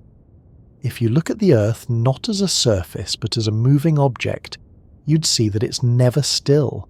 It spins on its axis once every 24 hours, carrying everything. Oceans, continents, atmosphere, people, in a continuous rotation. That rotation defines our days. As one side turns toward the sun, it receives light and warmth. As it turns away, it enters shadow. The alternation of light and dark, day and night, is the simplest rhythm of our world. Yet even that rhythm is delicate. The speed of Earth's rotation, its tilt, and its orbit all depend on gravitational relationships that stretch far beyond the planet itself. The Earth's rotation isn't perfectly constant. Over long timescales, it changes slightly due to interactions with the Moon and the redistribution of mass across the surface, melting ice, shifting oceans, moving air. These changes are small but measurable. The slowing of Earth's spin by tidal friction lengthens the day by tiny increments, while the rebound of crust and shifts in climate can cause short-term variations. The rotation of our world is steady enough to build civilizations upon, yet fluid enough to remind us that it's still a moving part in a larger system. The tilt of Earth's axis is what gives us seasons. Without that tilt, about 23.5 degrees, the sun's rays would strike the planet evenly throughout the year. There would be no summer or winter, no variation in day length, no great migrations driven by changing light. The tilt creates contrast. When the northern hemisphere leans toward the sun, it receives longer days and more direct light, while the southern hemisphere leans away into winter. 6 months later, the balance reverses. The planet breathes in this slow rhythm, one full inhalation and exhalation each year. That tilt, though, is only stable because of the Moon. Without the Moon's steadying influence, gravitational tugs from Jupiter and other planets could have caused Earth's axis to wobble wildly. A planet with a chaotic tilt would experience extreme climate swings, perhaps alternating between ice ages and scorching heat over geological time. The Moon keeps that from happening, anchoring Earth's orientation through its gravitational pull. Our stable seasons, the gentle oscillation of climate, and even the predictability of life cycles all depend on that invisible tether. The orbit of Earth around the Sun adds another layer of precision. It's not a perfect circle, but a gentle ellipse, with a slight eccentricity that changes over time. That small variation, combined with the tilt, gives us subtle shifts in climate and daylight. The exact shape of Earth's orbit changes due to gravitational interactions with other planets, following cycles that last tens of thousands of years. These cycles, known as Milankovitch cycles, influence long-term climate patterns, the slow advance and retreat of ice ages. They remind us that even the climate of our home is connected to the geometry of the heavens. It's easy to think of the year as a human invention, 12 months, 4 seasons, a sequence of dates. But the year is a physical truth. It's the time it takes Earth to complete one full orbit around the Sun. The calendar, the harvest, the migrations of animals, the growth of plants, and even human traditions are synchronized with that motion. Every moment you mark, birthdays, anniversaries, years passing, is really a measure of how many times the planet has circled its star since a particular event. Time on Earth is orbital time. The same is true of the day. When we divide a day into hours and minutes, we're dividing a rotation. When you watch the sun move across the sky, you're watching the planet spin beneath you. Everything that feels stationary, the ground, the buildings, the horizon, is actually turning eastward at hundreds of meters per second. At the equator, that speed is about 670 kilometers per hour. Yet you don't feel it, because everything moves with you. The air, the oceans, even the gravity that holds you down, all participate in the same motion. The stillness you perceive is relative balance. Earth's orbit and rotation work together to create a pattern so reliable that it seems permanent, but it isn't. Over time, these motions drift. The shape of the orbit changes, the tilt oscillates slightly, and the precession of the axis, the slow wobble of Earth's spin, shifts the timing of the equinoxes and solstices. It's a slow movement, taking about 26,000 years to complete one cycle. This precession gradually changes which stars appear at the poles and which constellations mark the seasons. To ancient civilizations, this slow drift was imperceptible within a lifetime, but measurable over generations. It's another reminder that even the rhythms we consider eternal are parts of longer rhythms still. Within these cycles, life has found stability. The planet's distance from the sun keeps temperatures within a range that allows water to remain liquid. Not too close for it to boil away, not too far for it to freeze completely. This region is sometimes called the habitable zone, but its balance is fragile. A small shift in orbital distance, a change in atmospheric composition, or an increase in solar output could alter the climate dramatically. The balance we live within isn't guaranteed. It's maintained moment by physics and by the feedback systems of Earth itself. The atmosphere, for example, acts as a regulator. It traps heat through the greenhouse effect, moderating the difference between day and night, between summer and winter. Without it, Earth's surface would swing between extremes of temperature like the moon's barren landscape. With it, the planet sustains oceans, weather, and life. The balance of gases, oxygen, nitrogen, carbon dioxide, and water vapor, forms another kind of orbit, a self-regulating system that cycles endlessly between land, sea, and air. Every breath you take contains atoms that have been circulating through this system for billions of years. The oceans add another layer of balance. They store and distribute heat, absorbing energy near the equator and releasing it toward the poles. Currents driven by temperature, salinity, and Earth's rotation create a global conveyor of water and heat. This circulation moderates climate, shaping weather patterns across continents. The tides, influenced by the moon, keep the oceans in motion, mixing and renewing them. The rhythm of the sea is the rhythm of stability itself. When you think about it, the entire biosphere, everything alive, depends on these overlapping cycles. Day and night govern photosynthesis and rest. Seasons guide reproduction, growth and migration. Climate stability allows ecosystems to develop and persist. The planet's orbit and spin are not just background conditions. They are the foundation of every process we call life. The balance of gravity and motion that keeps Earth steady is the same balance that lets forests grow, rivers flow, and air remain breathable. Even the sense of time you carry inside yourself, the circadian rhythm that tells you when to sleep and wake, is tied to Earth's rotation. Your body is synchronized to the turning of the planet. The molecules that regulate your hormones, metabolism, and alertness follow a 24-hour cycle. because that's how long it takes the planet to spin once. Every heartbeat, in its own way, echoes the rhythm of Earth's motion. And yet, for all this stability, the system is delicate. A change in tilt, a shift in orbit, a variation in solar radiation, or a disturbance in the balance of gases can ripple through the whole structure. Over geological time, Earth has seen ice ages, mass extinctions, and warm periods when the poles were free of ice. Each time the planet found a new equilibrium, but never exactly the same one. The clockwork adapts, but it doesn't forget. Its gears turn slowly, and the changes that seem small in a century accumulate across millions of years.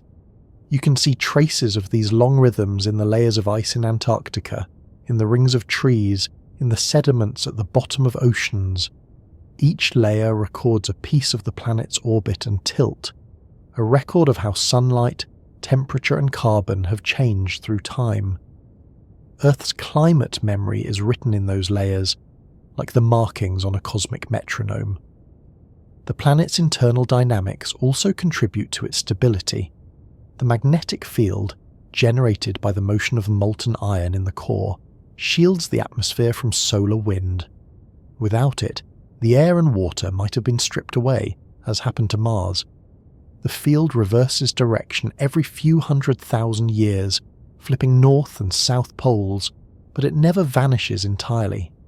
It's another oscillation within the larger balance, unpredictable in detail, reliable in function. Even the distribution of continents affects the rhythm of the planet. As tectonic plates move, they reshape ocean currents and weather patterns. When continents cluster near the poles, ice sheets form and reflect sunlight, cooling the planet. When they drift toward the equator, the climate warms. These slow rearrangements of land and sea take millions of years, but they show how deeply the clockwork of Earth depends on geometry and motion. It's humbling to realize how finely balanced all of this is. From the spin of the core to the drift of continents, from the orbit of the moon to the tilt of the axis, every part contributes to the same stability, and above all, that balance rests on the laws of gravity, the same laws that guide the stars. The same equations that describe the motion of galaxies also describe the turning of the seasons, the rise of the tide and the length of the day. The fragility of this balance doesn't mean it's weak, it means it's dynamic.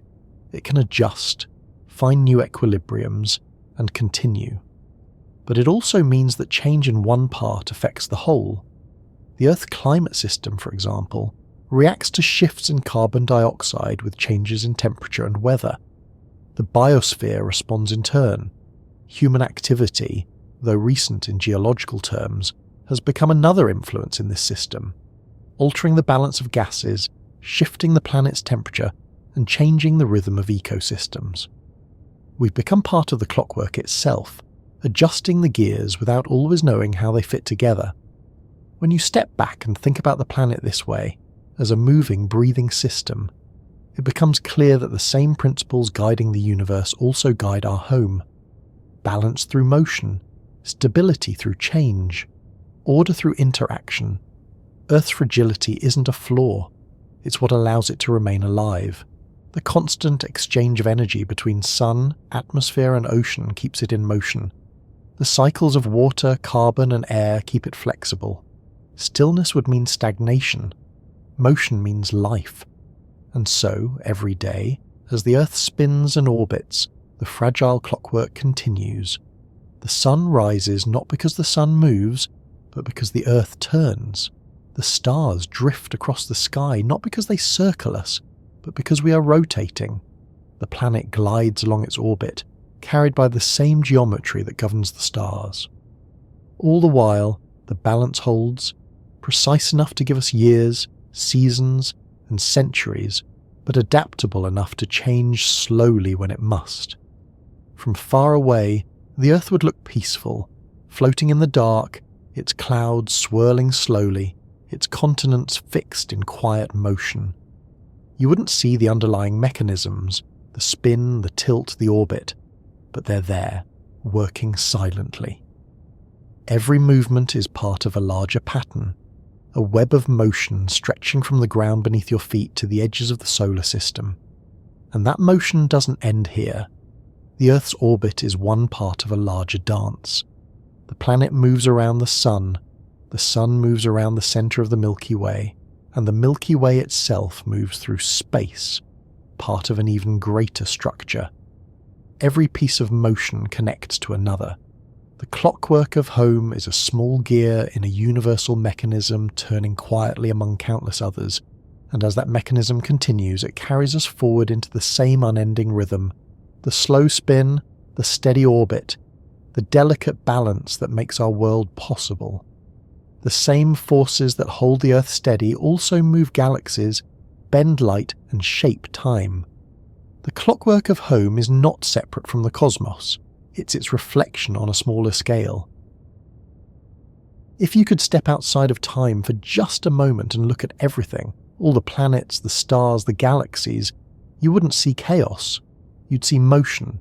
Every particle, every world, every star would be moving, tracing out patterns too vast and too slow for a single human lifetime to measure.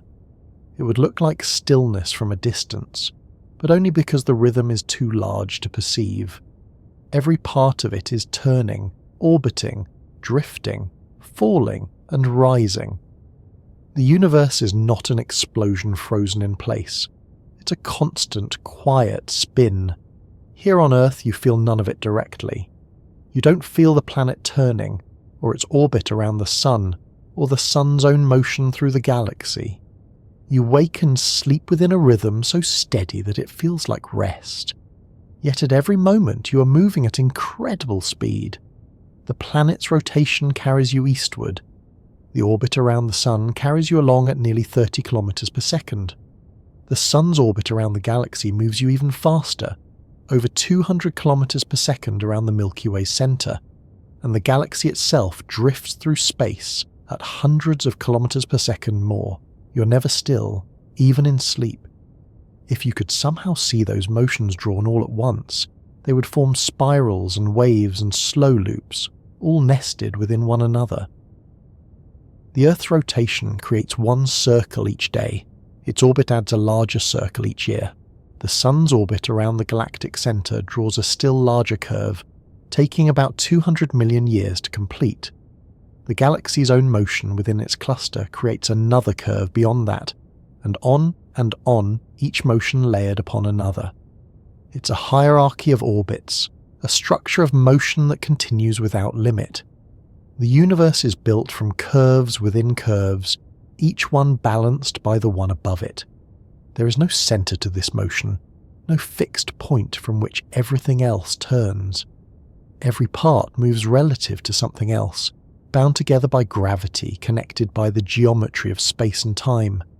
The planets orbit the sun, but the sun also moves in response to them. The stars orbit the galaxy, but the galaxy moves as its own gravity and the pull of its neighbours dictate. Even clusters of galaxies orbit one another within larger structures. It's motion all the way down and all the way up, each orbit part of a larger one, each motion shaped by every other. In this sense, stillness is an illusion. What we call rest is simply motion in equilibrium. When the force is balanced, the motion becomes smooth enough to feel like calm. A planet in orbit is falling forever, yet it never collides with what it falls toward. It's caught in a balance that feels timeless. That same balance governs everything, from electrons circling atomic nuclei to galaxies spinning through the void. Motion is not the opposite of stability. It is stability. The universe remains coherent because it moves. It's almost comforting to think of it that way. All the change and uncertainty we experience exist within a background of continuous order. The planets keep moving, the sun keeps burning, the galaxies keep turning. Even as stars are born and die, as systems collide and reshape, the principles never change. Energy transforms, but it doesn't vanish. Gravity bends space, but never breaks it. The rules remain the same everywhere and always. That constancy is what makes the universe feel eternal, even though everything in it evolves. From the perspective of deep time, the motions we rely on, days, seasons, years, are just small variations in a much longer process. The Earth's orbit will gradually shift. The sun will brighten slowly as it ages. In billions of years, it will expand into a red giant, shedding its outer layers and leaving behind a dense white dwarf. The planets will adjust their orbits in response. Some might drift outward, others might be consumed. Eventually, the balance of the solar system will dissolve. But even then, the motion will continue. The debris of what was once our world will still orbit the remnant sun, still tracing curves in the fabric of space-time. Nothing truly stops. It only changes form. That idea, that everything moves forever, is more than a poetic image. It's the literal outcome of physics. Once set in motion, unless acted upon by friction or resistance, objects will keep moving. In the vacuum of space, there's almost no resistance. A rock pushed gently in interstellar space will glide for eternity, following the curvature of the galaxy. Light emitted by a distant star will travel for billions of years, crossing the expanding universe until it fades below detectability. Every photon, every particle, every planet continues on its path indefinitely. Even entropy, the slow spread of energy from concentrated forms to diffuse ones, doesn't erase motion. It only changes how motion manifests. The stars burn their fuel and release heat into space. That heat spreads, filling more of the universe evenly over time. The galaxies drift apart, the stars die out, and the night sky will someday grow darker. Yet the particles that remain will still move. The remnants of matter, the faint radiation of heat, the expansion of space, all continue in the same endless trajectory. The quiet spin of forever is not a circle that repeats perfectly, but an expansion that never ends. You might imagine that as bleak, a universe cooling towards silence. But there's another way to see it. Every atom in your body, every element on Earth, was formed in motion, in the interior of stars that fused lighter elements into heavier ones, then released them in explosions. Those atoms drifted through space for millions or billions of years before finding their way here, into the planet, into the oceans, into the air. You are literally made of the remains of old stars. You're part of the same cycle of motion that has been happening since the beginning. The atoms will move on again long after you're gone. The materials of your body will return to the Earth, then to the atmosphere, and eventually to space. Even in decay, motion continues. That continuity links everything. The breath you take now contains molecules that once passed through ancient organisms, through volcanic eruptions, through storms and glaciers. The calcium in your bones once resided in the shells of ocean creatures. The iron in your blood was forged in the core of a long-dead star. The same gravitational rules that keep the planets orbiting also shaped the molecular clouds that gave birth to those stars.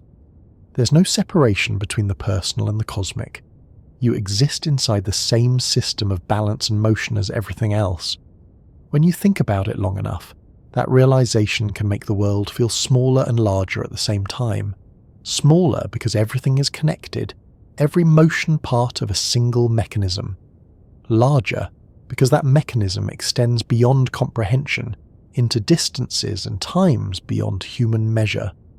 The planet, the solar system, the galaxy, they're all temporary formations in an unending continuum of energy and space. Yet for all its vastness, the laws that govern it are simple and consistent. The quiet spin of forever is built on a handful of principles that apply everywhere, to everything. And among all this motion, there's a kind of peace. Because motion doesn't mean chaos. It means order that sustains itself. The planets orbit not by accident, but because the geometry of space makes it inevitable. The stars rotate and move within galaxies, because that motion is the most stable configuration possible. The expansion of the universe continues because the energy of space requires it. Nothing is random. The motion itself is the reason that everything endures. If you were to close your eyes and imagine this vast system, not as images of stars or planets, but as pure motion, you might sense it as a kind of flow. Every object, every particle, every beam of light, moving smoothly along paths defined by gravity, curvature, and time. The flow has no beginning or end, no pauses, no breaks. It continues in absolute continuity. From one scale to the next, from one age to another, the motion carries forward, changing shape but never ceasing. It's quiet because it doesn't need anything to sustain it. It just is. And here, within that flow, is where life happens. Our thoughts, our days, our histories, all take place on a moving platform that we barely notice. Every decision, every dream, every quiet moment of rest unfolds as the earth spins beneath the stars. You don't feel the rotation, but it's there, steady and constant. It carries you from one sunrise to the next, from one season to another. The same motion that keeps the planets in orbit keeps your world gently turning. Even sleep itself, the act of letting go, is part of this rhythm.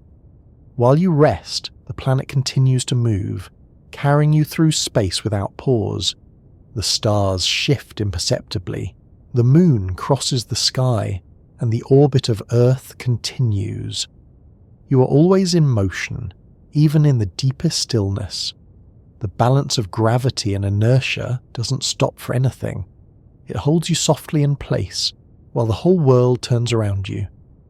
If you could see it all, the orbits of planets, the bending of light, the curvature of space, the flow of time, you'd see that the universe isn't something happening outside you.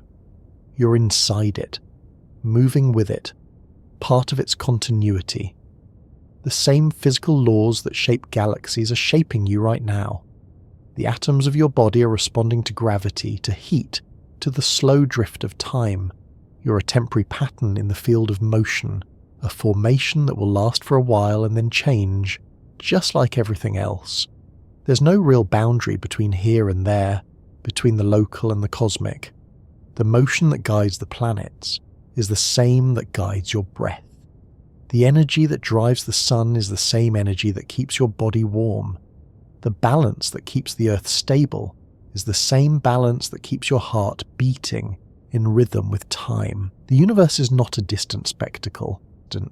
It's the environment of your existence, and you move through it constantly. So when you look up at the night sky and see the stars, what you're really seeing is motion, light that has travelled across time to meet your eyes, patterns that have held together through balance and change. Each point of light is a process still unfolding, a story of motion continuing quietly across billions of years. The stars may seem eternal, but they too are moving, evolving, orbiting within galaxies that are themselves spinning through space. The night sky is not still. It's a slow swirl of energy and time, so vast that it feels motionless. And as you look, you're part of that swirl.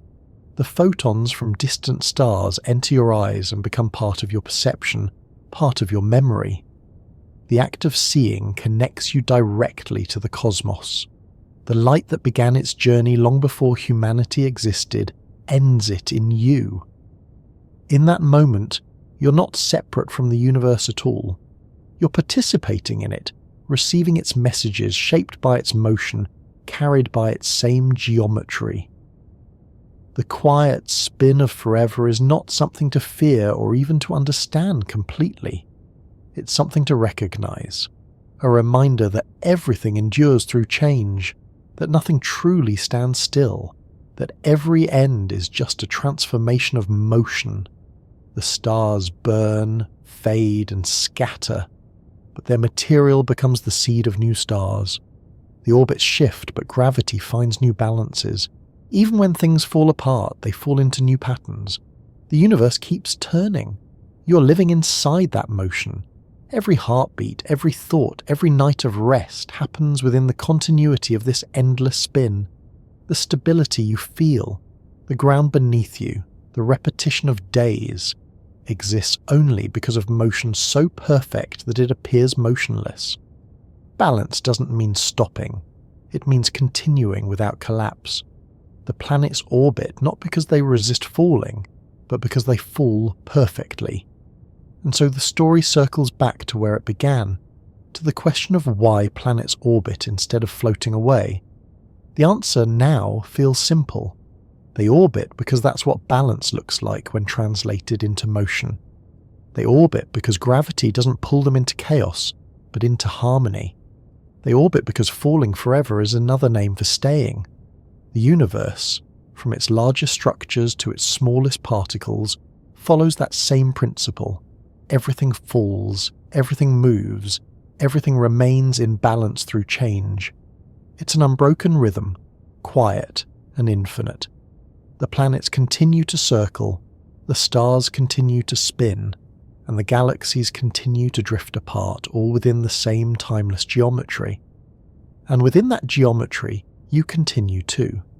Breathing, dreaming, resting, being carried gently through space on a planet that moves with perfect steadiness. You're part of the same system, part of the same forever. The quiet spin doesn't ask for your attention. It happens whether you notice it or not. It holds you, softly, always moving, always balanced, always continuing. The world turns beneath you now. The stars drift slowly above. The motion never stops, and it never needs to. Everything that exists exists because it moves, in balance, in silence, in the quiet spin of forever.